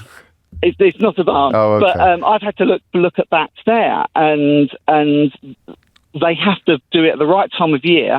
If he hadn't done it the time he did, he would have had to come back in May next year to do it, because they're going to hibernation, and then there's no evidence. Of course. Okay, here's the thing. It's something you've just made me think of in terms of that penny drop moment, right? So imagine an enormous machine with gazillions of moving parts. How confident are you that you can pull that one tiny part out of that enormous machine and everything will just carry on as normal? You can't be. Exactly. I know you can't be. I'm giving you a thing to use next time someone asks you the question I asked you. I will steal that from you and use it with great pleasure. It's good. No, it's exactly right. So, or it doesn't even have to be enormous. It's a car. There's a car engine. Go on, pull something out of it. Yeah. Confident that it won't have any impact whatsoever upon the car's ability to run smoothly. And the issue is most people don't understand that. They think the loss of a butterfly, it's insignificant, there's plenty more butterflies. Yes. But that butterfly might only pollinate one species of plants. Yes. I mean, look at bees. If we lose bees, we lose the planet. It's as simple as that. And our bees are in record decline. Beautiful. You're a great advocate for what you do. I really mean that. I mean, it's a thing of beauty. Is it true, as David tells me, that we are, as a nation, really badly ranked now for biodiversity loss over the last century? Near the bottom of some league tables, having lost 20% of our species in 50 years. Yeah, it's really bad. And the biggest issue, and this is I'm probably going to upset. I'm going to do an Alan Partridge and upset a lot of the farmers. The biggest issue was changing in farming. It absolutely devastated our wildlife. You can just ream off the species that were lost or threatened or critically endangered through changes in farming practices, loss of hedgerows, pesticides. And the pesticides affect everything from small birds all up to large raptors. So Don't mess with it at your peril, and therefore spending money on retaining the status quo, retaining the equilibrium, makes more sense with every call. A quick game before you go. I haven't actually provided the solution to my last missing word headline round, but I've got a particularly good one, and it is relevant to natural history. Do you want to have a go at this, James? Here we go. Go on then. Ian Botham saved from blank by Ashes rival Merv Hughes. Cow. Don't be rude. Ian Botham saved from blank by Ashes rival Merv Hughes. Not cow then. Crow? No. Oh, I'm going to leave it hanging. Spaniel. It's not a spaniel, but you're in the kind of very loosely in the right kind of area, but very, very loosely indeed. I should, before we James, take care, mate. Thank you for that. I should solve the last one, shouldn't I? I should provide the answer to the last one, which has been up now for an hour and 3/4 before I open up the new one. So eavesdropping blank, sending data to China. I nearly did it again then on China. Eavesdropping blank, sending data to China. Air fryers. This is an extraordinary story earlier in the week about air fryers possibly sending information. This is according to the consumer group Which, recording audio on your phone and sending your data to China. So particular brands of air fryer: Xiaomi, Agostar and Kosori.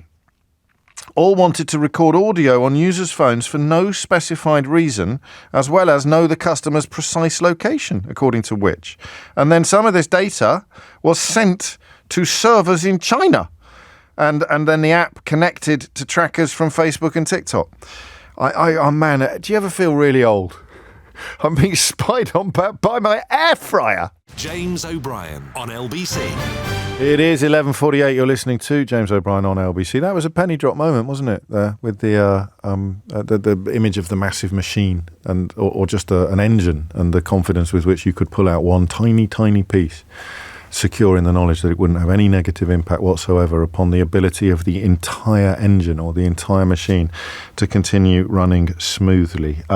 There is more news, of course, coming out of Amsterdam with regards to those riots and those anti-Semitic attacks on football fans, which we will be bringing to you throughout the day as anything changes. There's a press conference on the way at the moment in Amsterdam. Rest assured of full coverage there. But I want to draw your attention, if I may, back to the Middle East next, with the help of Ben Rafe, who's a senior editor at 972 magazine, a joint Palestinian-Israeli magazine. And one of the few places that has been properly chronicling fears and indeed reports of plans to, well, I'll let you take up the story, Ben, but the headline essentially contains the words no return to northern Gaza for people evacuated from there. Yeah, thanks, James. So what's essentially happening in the north of the Gaza Strip right now is what residents there are describing as the most intense period of the war since the very beginning. So there are 3 cities in northern Gaza, Jabalia, Beit Hanun and Beit Lahia, which since a little more than a month ago, the Israeli army has been intensely bombarding and besieging and basically forcing residents to flee at gunpoint. Now, there was a really interesting comment from an Israeli commander that was given in a kind of closed briefing to Israeli media earlier this week, in which he said that almost that entire area has been evacuated of its population and there will be no return of civilians and that no humanitarian aid is reaching those areas because there's no civilians left. Wow. Now, we know there are civilians there. There are several thousand left and likely more than the Israeli army is telling us. The army distanced itself from those comments pretty quickly, I think, obviously, because they amount to clear war crimes, you know, the crime of forced transfer, the crime of starvation as a weapon of war. But really what we're seeing in the north and what we're hearing from Palestinians there is that exactly is what's playing out there. Could you give my listeners an idea of what it looks like at the moment in northern Gaza? Because, of course, getting Western journalists and their cameras into that space has been rendered almost impossible by the Israeli administration. Yeah, absolutely. And it's not just that there's no foreign journalists there. There are almost no Palestinian journalists left there because so many of the population have been forced out in recent weeks. But what we do know, and what we are receiving kind of footage of, is just horrendous airstrikes. You know, there are 3 hospitals in the besieged areas that are trying their best to handle the cases that are coming in, but they're just, you know, totally under-resourced. And, you know, it's just more and more people every day are coming in with the most horrendous injuries. And, you know, I think the fact that this is happening almost in the absence of media attention is really dangerous and really worrying. I suppose to marry together those two threads, that there's very, very, very little to return to. But, Indeed. But if it is policy, and I take your point that the IDF has sought to distance itself from its own general, if it is policy to render it unreturnable to, then is it hyperbole to hear the word annexation on the horizon? Not at all. And I think there was another really interesting statement from an Israeli leader this week was given by Israel's outgoing defense minister, Yoav Gallant, in a meeting yesterday with the families of Israeli hostages. Yes. Gallant was fired by Netanyahu earlier this week. So yesterday was kind of his last day in the job. He was fired after long-standing and very kind of well-publicized disagreements. And what Gallant said to the families of Israeli hostages is that really their objectives have been achieved in Gaza, the military objectives at least. And this, you know, Gallant is no dove. He was one of the kind of iron fist generals leading the charge at the beginning of the war. And he said the objectives have been achieved. There's nothing left for us in Gaza anymore. So really what that leaves us with is the fact that Netanyahu is prolonging the war for his own personal and political gain. And what that means on the political level is keeping the far right in his coalition by means very likely of moving towards annexing the northern part of the Gaza Strip. And what comes next, as everyone knows, is Jewish settlements in the Strip. I think you've preempted part of my next question, which harks back to the early days of this episode, when, if we turned our attention to these issues or to Israeli actions in Gaza as a phone-in, people would queue up to tell me that everything being done, sadly, was justified by those twin objectives of releasing hostages or eradicating Hamas. Is there any way in which more recent events in northern Gaza could be filed under either of those headlines? Well, I think Gallant tells us a lot from his statements, but what we also heard from some commanders who spoke to Israel's Haaretz newspaper earlier last month is that, as far as they're concerned, there was no military reason for starting this major operation in the north of the Gaza Strip. You know, they said that the main objective seemed to be clearing the civilian population. And I think it's very obvious, like, there's no military justification for what's going on. Yes, the army is still fighting with kind of small numbers of Hamas fighters in certain areas, including in these areas. Yeah. But what we're seeing is not just the kind of what it essentially amounts to ethnic cleansing of the population, but also the army is destroying and burning shelters and homes that the population has been cleared out of, leaving just nothing for them to go back to, as you said. On a slightly different note, Ben, have there been any developments on that other big story this week, alongside the dismissal of Yoav Gallant, the espionage allegations at the very heart of Benjamin Netanyahu's administration? Yeah, there's a lot that seems to be kind of circling in on Netanyahu right now. So this is a story whereby what we know so far, and we don't know so much because there's an Israeli court gag order kind of preventing the publication of certain details, but we know that several people close to Netanyahu have been arrested on suspicion of making manipulative use of classified intelligence information, some of which was publicized by the Jewish Chronicle in this country and Bild in Germany. We know that what was published was either entirely fake or manipulated. And it seems from this investigation, which is being overseen by the Israeli police, the Israeli Shin Bet, which is the internal security agency, and the Israeli army itself, is that these documents were taken out of kind of classified places and sent around to foreign media in an attempt, it seems, to influence the Israeli public towards Netanyahu's position on kind of deferring hostage negotiations and preventing basically a ceasefire. As you say, there is a sense of a circling, but of course Netanyahu has been circled before many times. So what do we think might happen next? Well, I think this kind of the revealing classified information story is going to be, it's a massive scandal, and this is going to be headline news in Israel for weeks and months to come. I think what comes next, as you said, Netanyahu is no stranger to kind of legal cases. He's been on trial for various corruption allegations since 2020. This is a guy who is the master of kind of dismissing and deferring. What he's also doing is seemingly kind of eliminating any voices of dissent from around his close circle. So we saw that with Gallant. There were also reports this week that he's potentially, and Netanyahu's denied this, but reports that he's potentially considering also firing the head of the army, the head of the Shin Bet, and the Attorney General. So, this is a man who doesn't like dissent. This is a man who wants to get his own way. And I think in Gaza, that's what we're seeing. Ben, thank you. Anything else you feel you should be bringing to our attention, or have we covered most of the...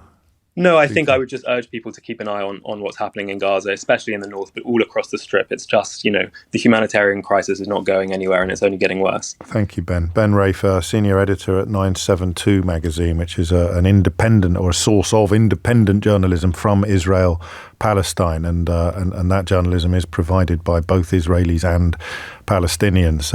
And of course, hard to do what he advises, given the difficulty of getting journalists onto the ground. But certainly, if you follow Ben and his colleagues and some other social media accounts, then you will be able to see the devastation and the destruction that he describes. It's coming up to 11:58. You're listening to James O'Brien on LBC. Let's go back to the Bats. Back to the Bats. Sounds like a Meatloaf comeback album, doesn't it? Last word on this to Lee, who's in Edinburgh. What's it going to be, Lee? Hi, James. How you doing? Very well, mate. What's on your mind? So I was just saying there, I think ultimately you have a responsibility to look after nature, mainly because... Yeah, but it's not an unlimited... It wouldn't be, what if it was £100 billion they were spending on this tunnel? No, I was just underlining my next point, because I think there is more of a question rather than just the rare at bats versus cost. I'll give you an example. Years ago now, I was flying back from Zante, and their airport's beside a rare kind of like turtle breeding grounds. Oh, yes. So they've implemented a process where you're not allowed flying at certain times. And I suppose for us, it was a small inconvenience. For the airport, it's a big cost. But ultimately, it would disrupt the breeding cycles of the turtles, which would have a massive impact ecology and in the future. And who knows what the dominoes would do if you tipped one over? Who knows where it would end, where it would lead, if you didn't look after the turtles? Yeah, and it's kind of, I wonder of all the alternatives. Yeah, I wonder what the alternatives and wider impacts have they been considered. So, say it does go ahead, we don't put protections in, the bats disappear. What's the cost of having to reintroduce them into it if we need them in the future? Can it be moved to a different location? Does it have to go right through the heart of it? So I wonder if it's a piece of news and if all alternatives and impacts have been considered. Well, they did consider 20 other proposals, but of course none of that takes away that irresistible sense that £100 million sounds like a heck of a lot. I'm sure there are contractors listening, convinced that they could have done it for a fraction of that figure, but I don't know the detail. What I do know is this: I've never thought of it that way before. And that's what I was talking about at the very beginning of this hour, about the seductive nature of the lazy anger or the lazy abuse. The simple answer to a complicated question, or this sounds ridiculous. But that is why we love penny drop moments so much. I'm turning into Jerry Springer now. This sounds like a final thought. I'm back after the news, by the way. This is not a final thought.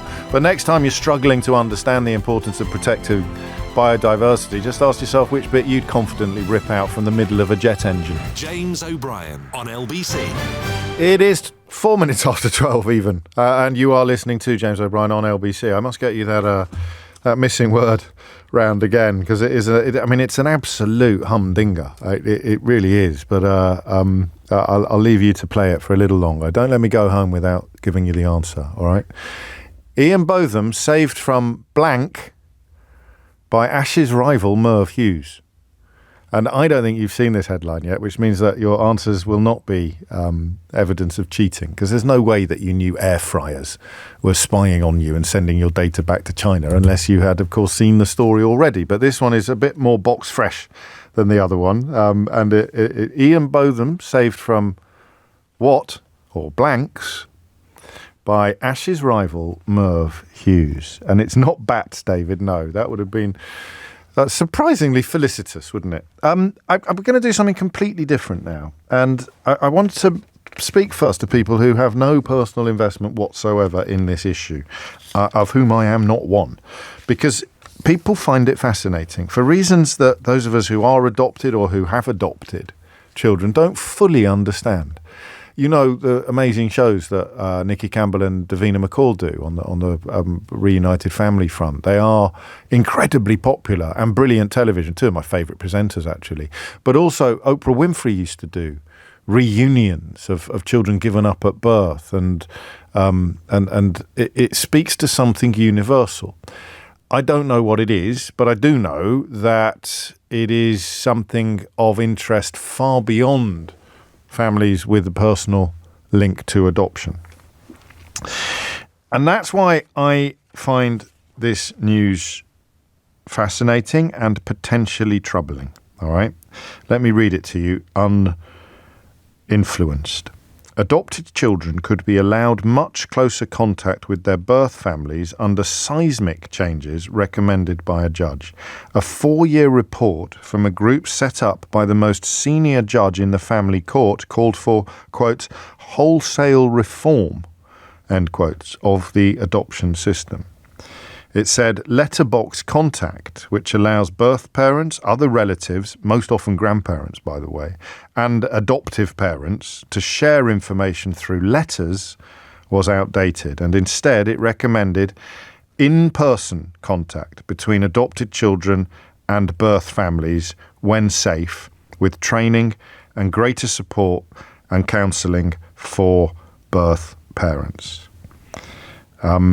The report was supported by the president of the Family Division of England and Wales, the founder of the Public Law Working Group, who said there was no need to alter the law for these changes to happen. But my goodness me, it would be indeed seismic to do this. One of the authors of the report, the chair of the group behind it, indeed said, this report highlights the need for significant change so that adopted children have more opportunity to keep in touch with their birth families unless it is not safe, and better access to their records. Now, I don't know that there is actually a proper answer to this question, because I can see some sense in what has been said there, and we will, I imagine, take calls shortly from people who welcome it. But as an adopted boy, man, person, baby, I never had any interest whatsoever in contacting my biological family. And listen, I've got a whole heap of problems, as I'm sure you've noticed over the years that we've spent together, but this ain't one. I've adopted friends, including Nicky Campbell, actually, who presents the Reunited. I forgot the name of that program. I'm not doing him many favours there, telling him how much I love it and then forgetting the bloody name of it. Family Reunited. It'll come to me in a moment, by which I mean Eleanor will put it on a screen in front of me shortly. He finds it very, very difficult to believe that, I think we talked about it when he came on Full Disclosure, very difficult to believe that I've never really had that impulse. I've had curiosity, but I've never had any particular drive. And I can't say what I would have said. Long Lost Family, there it is. Thank you, Eleanor.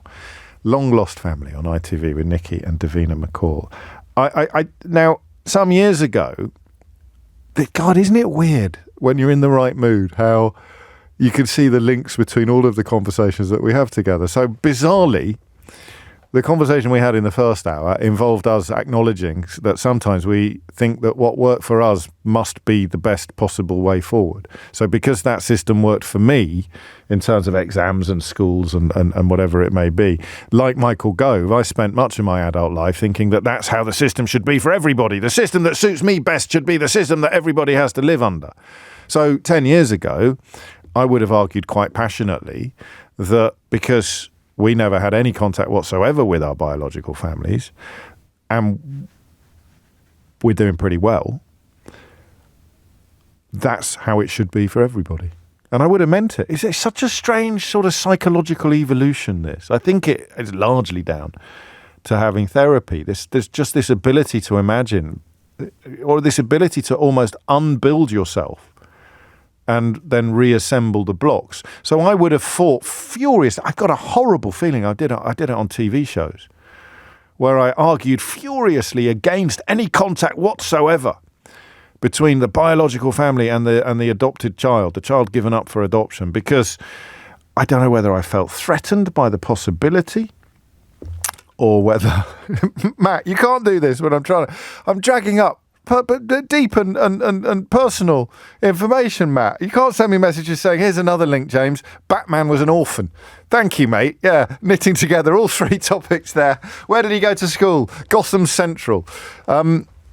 So I can't do that. And not only can I not argue that my way is the best way and should be the only way, I can't even argue that it is the right way for you or for anybody else. It just works. All I can say is that this worked really well for me. And it is genuine. I mean, I've dug into it pretty deeply.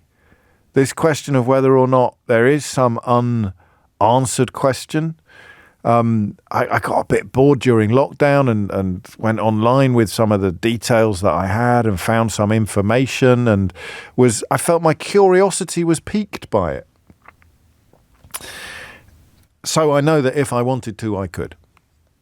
And even then I didn't want to. Do you know something really weird? And this really is for people who've probably got a personal investment in the issue of adoption, just because you'll find it interesting and I don't know whether you'll have any better understanding of it than I have. But I always used to get incredibly moved by those reunion programs. You know, proper sort of sobbing emotion, ventilation.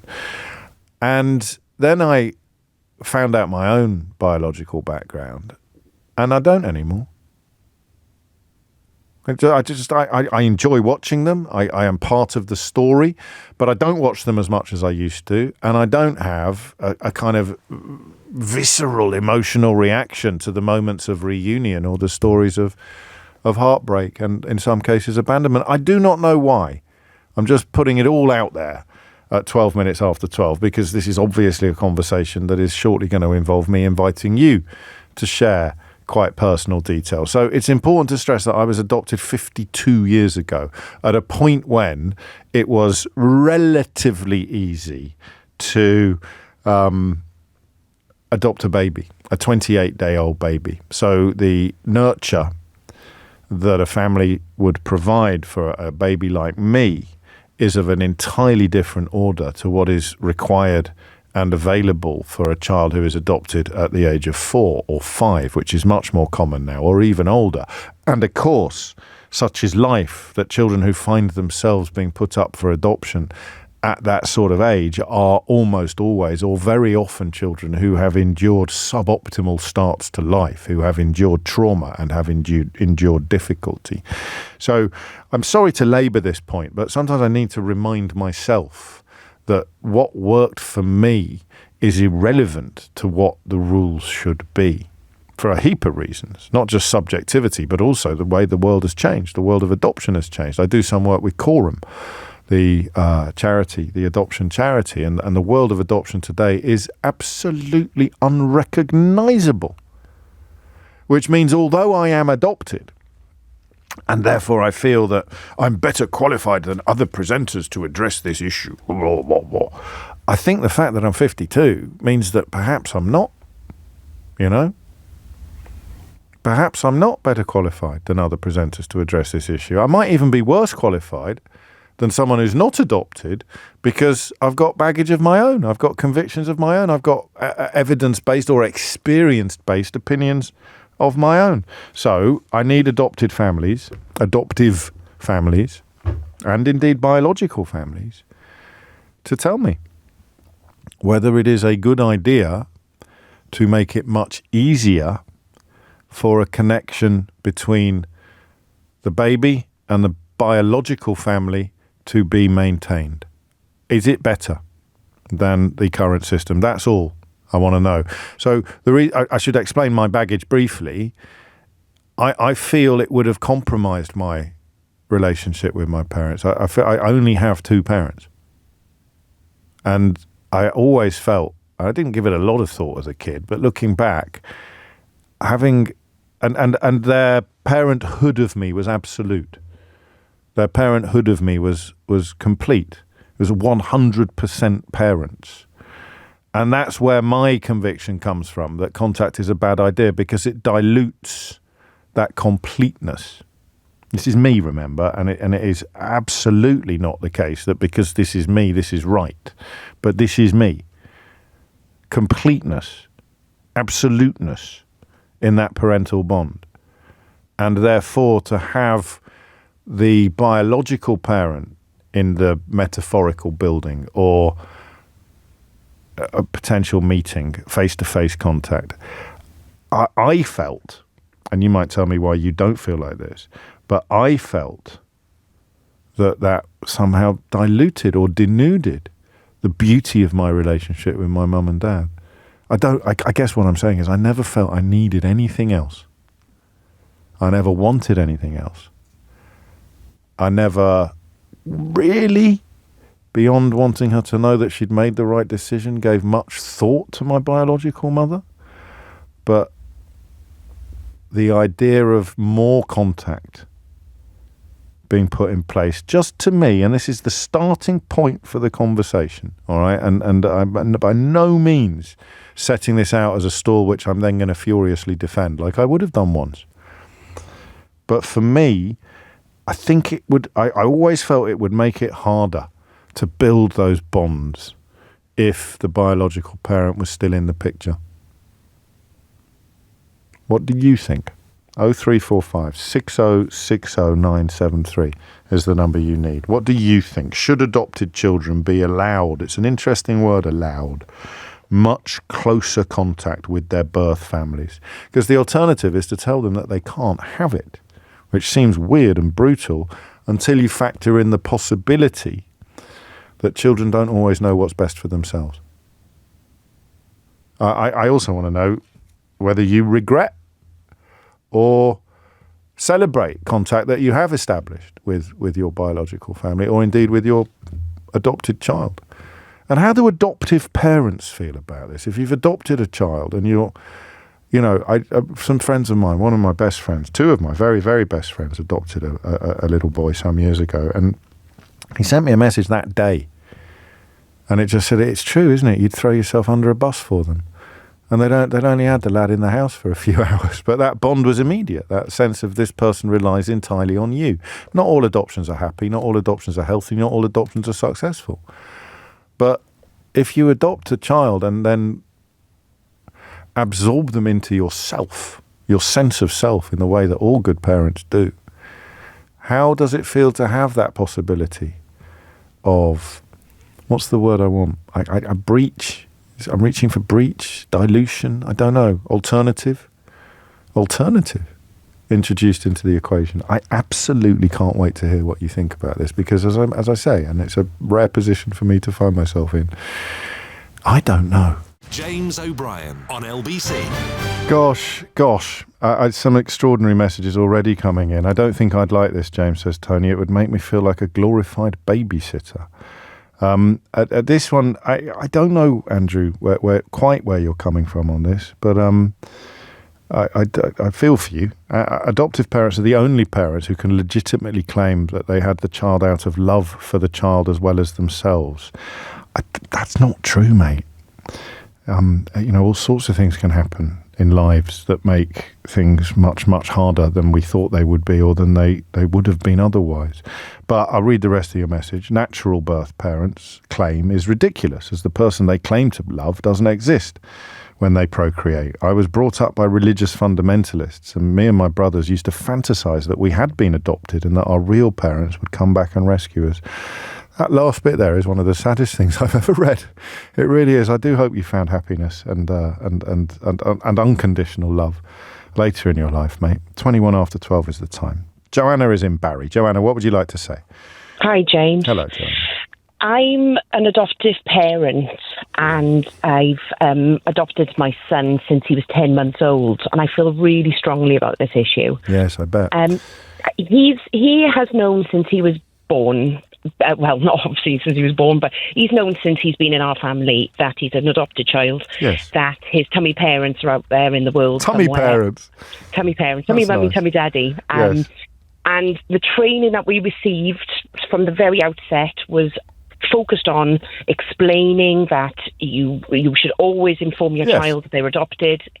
Bring them up in the knowledge that they're not your birth child, but you know they are part of your family just the same as a biological child would be. Yes. Now we followed that process. My son is now 9 years old, and he's a very happy, healthy, wonderful young boy. We adore him as any parent adores a child. We do have an older sibling for him who is a biological child of ours. No difference between them. I love them both exactly the same. I know you do. And I hope they are happy, healthy children, you know, as long as they have their childhood. But the reason I feel really strongly about this, James, is we have fought for him to have contact with his birth parents. Gosh. Now, his birth parents is a very, very sad situation, which I obviously won't go into for you know, obvious reasons. But his birth family, his tummy parents have very limited, very difficult needs that impacted on their ability to raise our child. And the trauma that they'd suffered really impacted on the safety of our child staying with them. Exactly the reason why he was removed and exactly the reason why he was adopted. Now, the reason I feel strongly that he has contact with them before he reaches an age that it actually becomes such a much bigger thing is that he currently believes them to be Mary Poppins and Dick Van Dyke. Oh, I see. Okay. We have to, in an age-appropriate way, explain to him that they couldn't look after him for whatever reason. They didn't have the skills to be his parents. Yeah. But of course, he's now got an image in his head that is unrealistic, and we're trying to manage those expectations.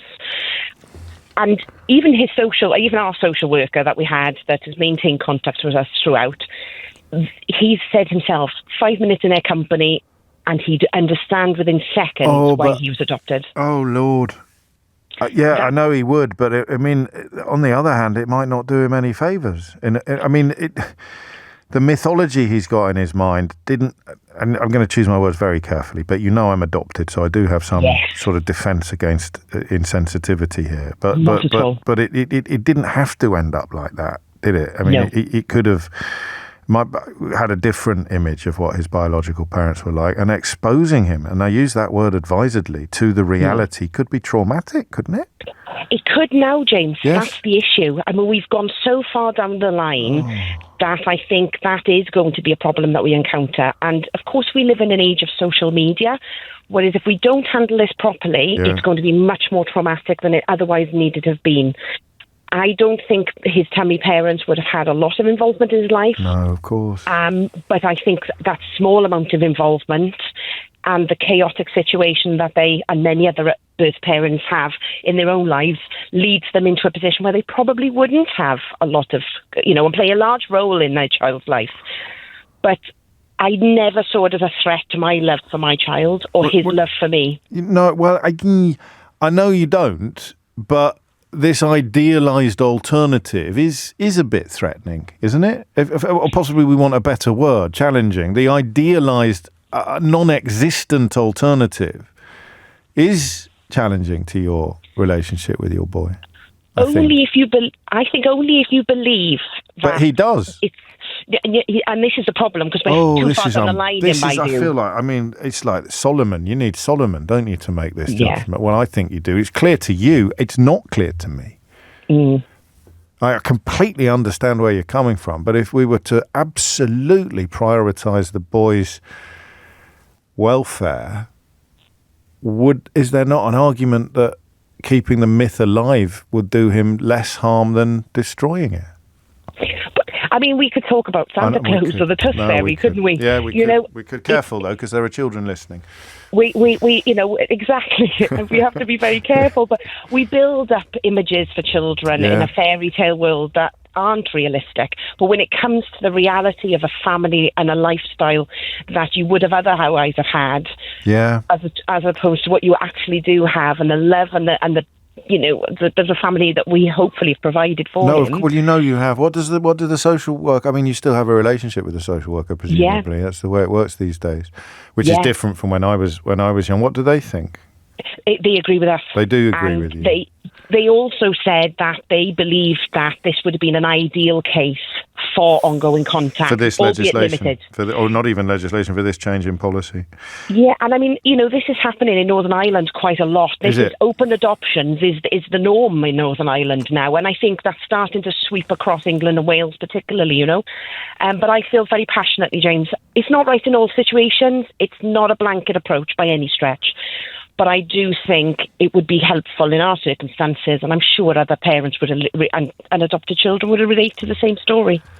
I hear you. Final question, and don't answer this if you don't want to, because I might be veering from curious into nosy.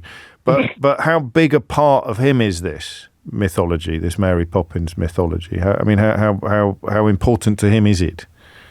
His tummy parents are a huge part of his life, although he doesn't know them, of course. Yeah, okay. But it doesn't challenge my relationship or his dad's relationship with him. No, it adds to it, and he also has foster parents that still play an active role in his life who had him before we had him.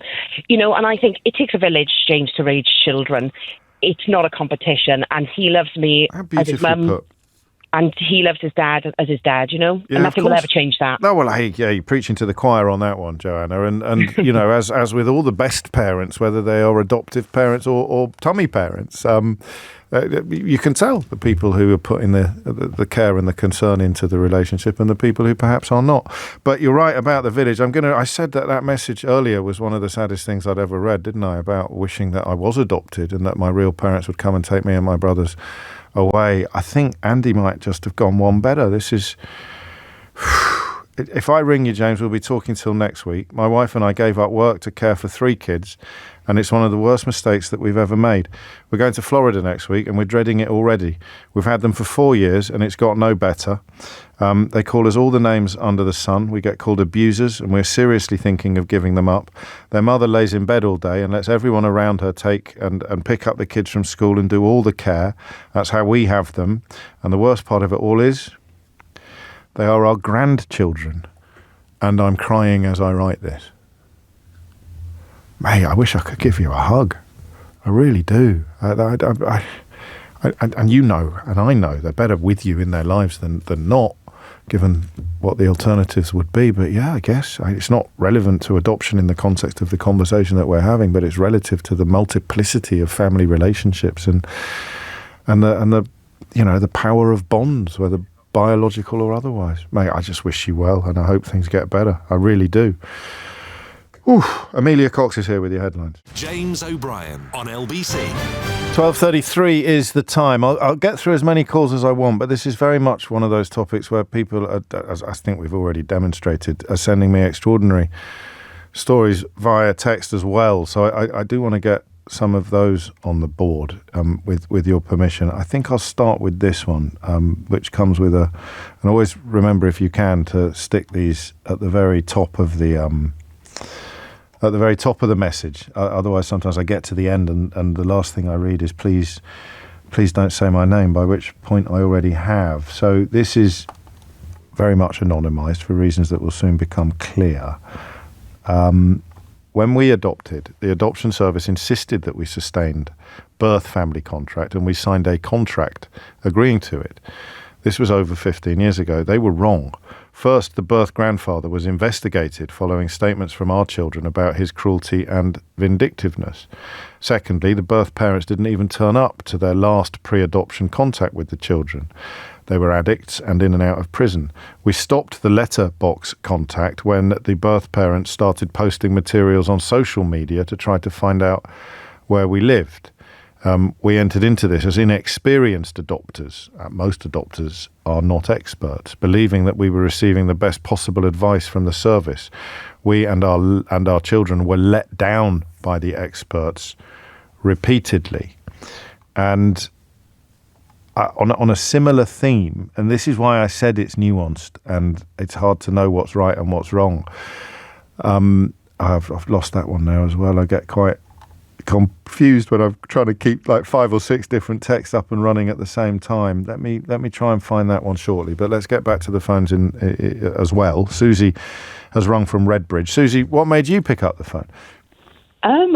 Good afternoon, James. Hello, Susie. You sound surprised. You've just done that thing when you've gone, oh my God, I'm on the radio. I know.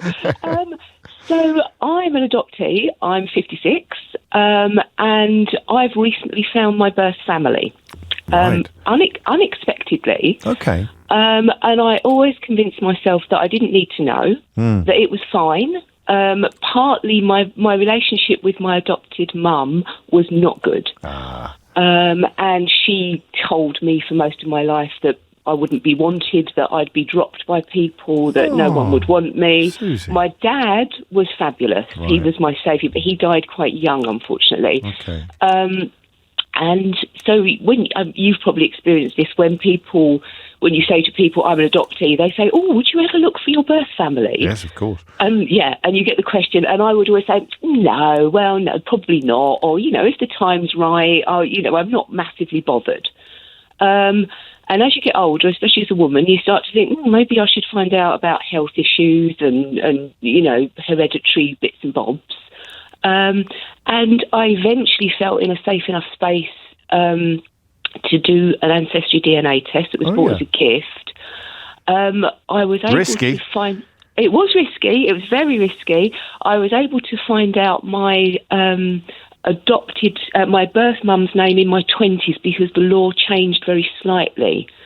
And we were allowed to know what the person's name was. So I actually did that. So I knew her name and where she was from. And I did the ancestry test, and I found a distant relative with her surname. And then because they're on the database as well for people who haven't done the genealogy as well, absolutely.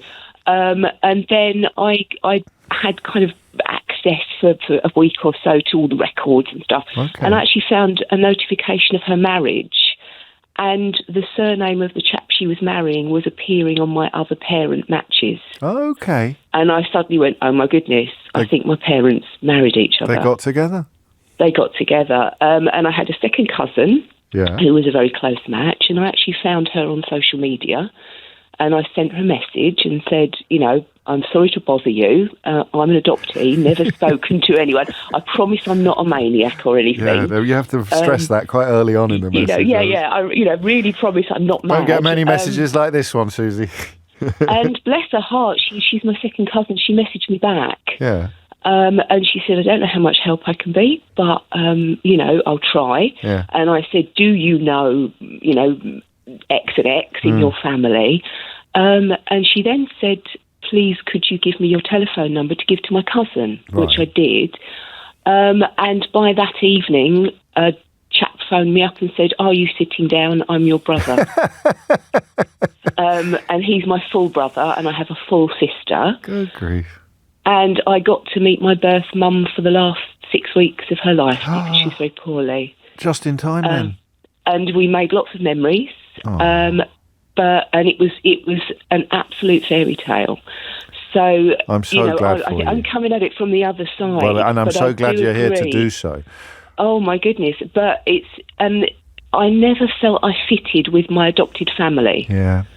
You said you had a lovely upbringing with your parents, but mine, I always felt it wasn't right. No, well, in some ways, I mean, we don't want to be the kind of opposites of each other, because in some ways, the impulse to find out more will be bigger, according to how happy you were with your adoptive family.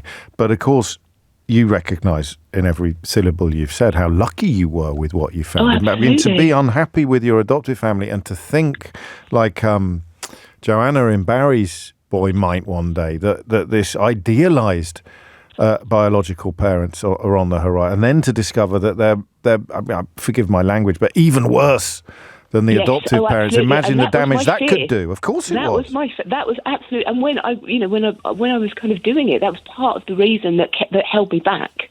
Oof. Was this... But you sound, I've got no way of being sure, but you sound, albeit that you had unhappy experiences with your adoptive mum, you sound pretty well adjusted, as if you went into this with your eyes fairly open. I absolutely did. I was not expecting, because as far as I knew, the lady that birthed me may have gone on to marry another person, not told her family. I might have half siblings who, were completely shocked to find all this out. Of course. All of this stuff.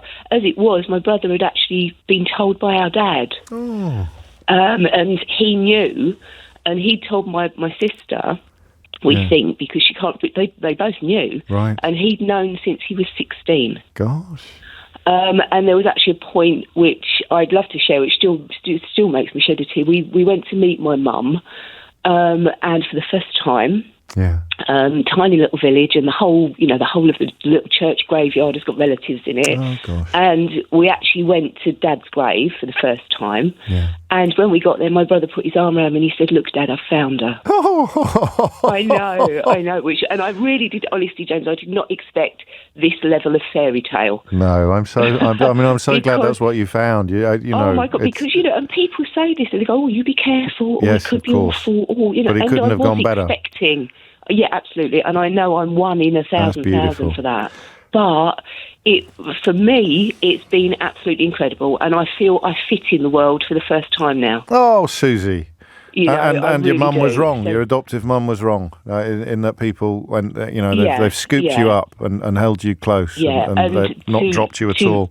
No, and to be able to speak to my birth mum and for her to put the guilt down. Oh. And the first thing she did was try to apologise to me, and I said, "You really don't need nothing to apologise for." Yeah, so she went to her next journey at peace with that. So what a story. Yeah. I've had two of the. Go on.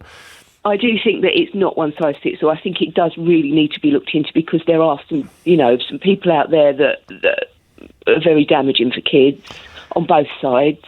And if you're searching for something that you think is going to fix you, then you're playing with fire, of course. Oh, absolutely. Do you know, I've had I've read two of the saddest texts I've ever received today. This is one of the loveliest calls I can remember taking as well. So everything's all human life is here, as I guess is inevitable when you have conversations like this. I didn't expect this. I'm kind of going, fairy tales like this don't happen to me. No, well, they did, and they do. But just so, in response to this simple proposal, then, adopted children could be allowed much closer contact with their birth families under seismic changes recommended by a judge. I guess our age puts us in a different category from a lot of the families that would be affected by this. But I presume you would welcome that. You think that's probably a good idea or not? I don't know, and I'll tell you why, James, because when we were being adopted, the reasons we were being adopted were very different. Yes, exactly that. I'll quickly tell you about my birth parents. My dad was going through a divorce with his first wife who'd left him. Gosh. And he was a little bit older than my mum, who was quite young, very, very early 20s. And they lived in a little village. So for her to fall pregnant by this guy who was known by the village... Right. And not be married was a huge, in 1968 was a huge stigma. Yeah. Absolutely huge. And back then, kids were given up for adoption for those reasons, because mum wasn't married, all that. Nowadays, of course. Nowadays, that's not even looked at. You have a child, nobody bats an eyelid, all of that. So nowadays, the reasons that those children are being taken into adoption is usually for much more... Which makes it a less heavy reason. Yeah, it makes it more difficult, because the birth parents are addicts or are unable to care or are in situations that are inappropriate to bring a child into. Whereas in our day, it was purely because there wasn't a ring on the woman's finger or something equally, So I think and if there was an Irish angle, it would have been, it would have had the moral and the religious connotations to it as well. Whereas now that's removed, so it's almost like the more serious and life damaging issues are the reasons that kids are taken into adoption. Yeah. So I think it would probably, for us, it's a bit of an easier ride. It's a different proposal, isn't it? It's a completely different proposal. I'm glad you see that, because I do too. Yeah, absolutely. I wouldn't have done one, so I'd have come out all guns blazing, insisting that the way things worked out for me were the way things should work out for everybody. But goodness me, that's not the truth at all. That's not because I think were you and I to be adopted now, in knowing the circumstance, you know, it would be a much more dangerous and frightening journey to embark on to actually find out why you were. You know, you'd certainly be very surprised if a 52-year-old man turned up on your doorstep after the adoption agency had phoned to say they found somebody for you. Yeah, with a piece of paper. Hello. Yeah, absolutely. Thank you. Yeah. Thanks for sharing. That was beautiful. Oh, that was really special. Thank you very much. No, thank you. Take care, Susie. That was lovely. And there it is. There it is. Right, 45 minutes of radio, which I don't think could have illustrated more clearly why this is a really tricky subject, and not by any stretch of the imagination quite as straightforward as some of the people who've contributed to this report seem to think it is. James O'Brien on LBC. 12:48 is the time. Let's have a little listen to an excerpt from this week's Full Disclosure, shall we? Because it's a really special one. In some ways, I'm thinking back to the message from the fellow who pointed out that Batman was an orphan in the hope of knitting together the conversation we had in the last hour with the conversation we've had in this hour. But in some ways, all three of our conversations today are present in the interview or the conversation I had with James Rebanks, who you may know. In fact, you probably do know, but you may need your memory jogging. He's a beautiful writer, but he's a sheep farmer. First came to prominence on social media and has written 3 books. His third book is out now, The Place of Tides. It's an absolutely extraordinary book. I can't really do justice to, except to urge you to read it. It'll take you to places in your head that you didn't know existed. John Banville, one of my one of my favourite writers, the Irish writer John Banville, describes it as magical. If John Banville is describing your work as magical, then you're doing something right. But James still works on his sheep farm in Cumbria, in back-breaking work. It's an incredible life story, and there's a pivotal point in it.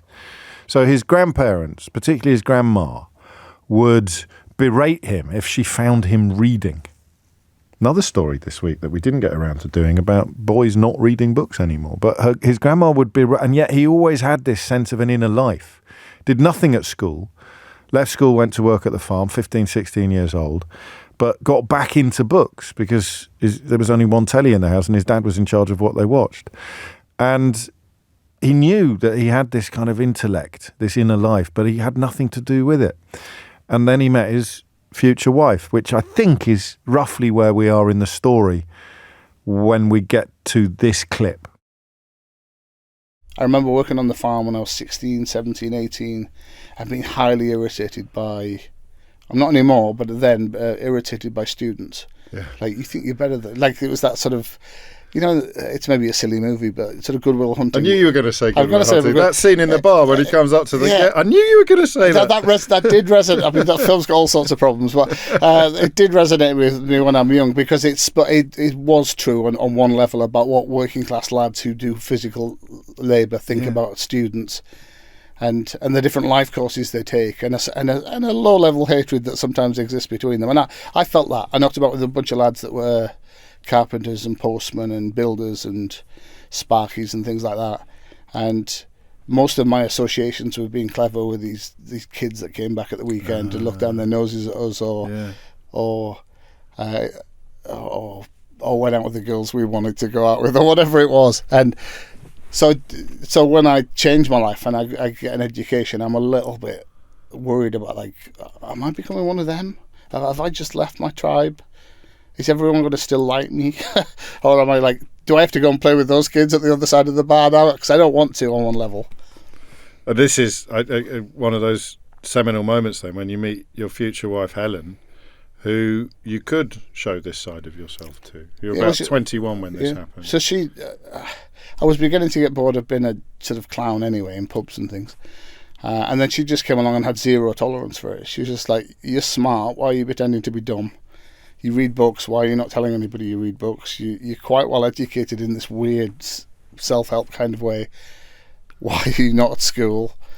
What answers did you have for her? Well, I think when you meet somebody really smart who you also find attractive and you think you might want to be with, there aren't any answers. That's the point, isn't it? You just go, okay, this is embarrassing. She can see right through me. This trick doesn't work anymore, and I wasn't finding it funny anymore anyway. Right. It was time to change things in my life. I wasn't getting on very well with my dad at the time.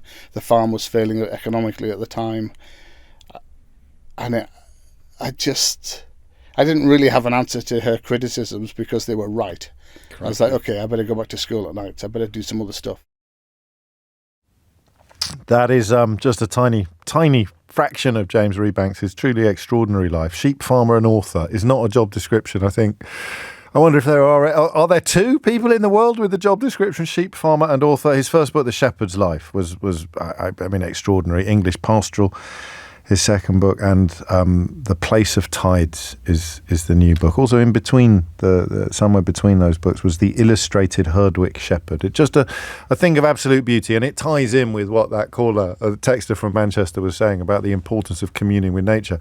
You don't have to get out into nature to commune with nature. Sometimes you can read about other people's communing with nature and derive a similar sense or a similar power from that. That's certainly my experience reading James's work. And speaking of matters wildlife or matters natural, should we do the missing word round? It's the final missing word round of the week. Ian Botham saved from blank by Ash's rival Merv Hughes. What do you think that blank is? I'll tell you. Ian Botham, and this is a story that's appeared today. Ian Botham saved from crocodile-infested waters by Ash's rival Merv Hughes. So once again, there is absolutely no way that anybody guessed that correctly. Anybody who got it right must have cheated. Let's get back to the conversation about adoption and the suggestion that adopted children should be allowed much closer contact with their birth families. Caroline is in Hemel Hempstead. Caroline, what would you like to say? Hi, James. Hello, Thanks for having me on. You're most welcome. I think so. I think yes, it should. But I think it's really, really tricky. And I think every single conversation that we've I've been listening to today on your show has alluded to that very fact. Whatever your perspective, whether you're an adoptee, whether you're an adopted parent, I don't think you've had any birth parents, or maybe you have, and I missed them. But I think it's very nuanced. I think it depends on the temperament of the child and the context in which they were adopted and the setup of their family. It's really tricky. Well, it is, and in some ways the first caller was, Joanna, was the most illustrative of how tricky it is. Because, the idea of wanting to get in touch because you think they're amazing, but you as the adoptive parent know that they're not and think it would be quite helpful for your child to not have this mythologized background in their own mind. I couldn't make a judgment on that in a million years. I'd hate to have the responsibility of deciding whether or not that should happen. No, and I don't know the ins and outs of what's been announced, but the top line itself, in that children should have the right. Yeah, I do fundamentally believe in that. Well, what if the adoptive parents don't want them to? And what age should they be allowed to? And what's your investment in this? What's your angle, as it were? I'm an adoptee, right? So I'm similarly to you, from Irish stock. Yes. So, and the intricacies that brings, religious and all sorts of other bits and bobs. I think it's really, really difficult because I think fundamentally the problem is the narrative around adoption probably needs a bit of adjustment. I think it is moving in the right direction, but whenever we're trying to sort of bring these seismic shifts in something that's such a big social complex issue, I think the adoption narrative needs to be a little bit more centred around the child rather than the worries and the concerns about everybody else. Because I've actually met my biological parents. Okay. I met them 17 years ago when I was 23. Right. Which was relatively, I was told at the time, you're very early. Normally people kind of they're middle-aged when they come. So you made the overtures, did you? You set the ball in motion. Okay. Yes. And I think even now, when I sort of share my story, the first thing that people say to me is, "What did your adopted parents think?" And I do understand that because I think that's kind of the narrative in which we're growing up in.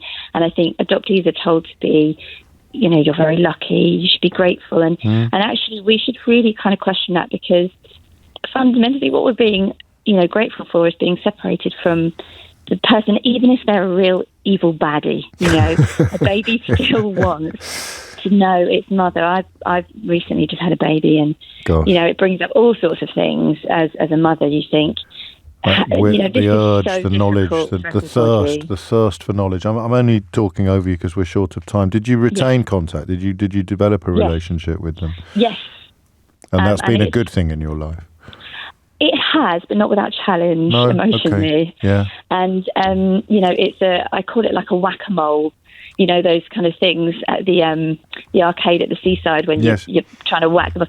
So you just think you dealt with one aspect of it, and you think, I've had therapy, I'm fine. And then you have a baby, or you lose somebody close to you, and it brings up all sorts of other things. And then out pops something else. Exactly. So I think it's a lifelong And thing. I think that the elements of what you've just said apply whether you're adopted or not, don't they? It's just that possibly we're more conscious of the importance of doing the work because we've got these extraordinary things going on in our background. But if we've learned anything this hour, it's that one size fits all is absolutely daft a way of approaching this kind of thing, which actually makes me have sympathy for the people who are trying to put together either policy or legislative changes, because it's a reflection of how hard that job is rather than an invitation to start biting chunks out of them. Caroline, thank you. I'm going to read two texts very, very quickly to close down this extraordinary conversation. The first is from Sarah, who's in Ormskirk. Hi, James. We found my mum's birth family when she was 75. I was given an ancestry kit for Christmas, and by Boxing Day, I'd found two brothers and a sister that she never knew she had. Mum always knew she was adopted, but was told that the records had been destroyed in the war. She's 86 now, and this weekend we're going to London to see her 92-year-old brother, who she keeps in touch with regularly. That's proof that it's never too late to look. Thank you, Sarah. That's lovely. And this from Adam, I think, and this ties in with what I said about the beginning. What I said at the beginning about this not being a subject that you need to have a personal investment in to be either interested by or moved by. Adam just said, I'm not an adoptee, James, or an adopter, but I'm going to ring my mum as soon as the show finishes. Thank you. Well, thank you, Adam. And if you missed any of today's show, you can listen back on Catch Up on Global Player, where you can also pause and rewind live radio, as well as listen to a range of podcasts, including that lovely interview with James Rebanks on Full Disclosure. Download it now for free from your app store or head to globalplayer.com. Coming up at 4 on LBC, it's Tom Swarbrick, but now it's Sheila Fogarty. Thank you very much, James. From 2 today, I want to talk with you about social housing, or council housing, as it used to be called. Right to buy and the failure to replace sold social housing stock has pushed more people who would have had access to social housing into the private market. Needn't tell you how expensive that is. Expensive for people, expensive for councils. So is Angela Rayner right to propose restrictions on any sales of new council housing? Another politician, Andy Burnham, Mayor of Greater Manchester, joins me shortly. He, I think, is minded to agree with said proposal. So we'll talk about that after 2, but we're going to start with Vladimir Putin congratulating Donald Trump. If the US goes soft on Ukraine, what should the UK do? James O'Brien on LBC.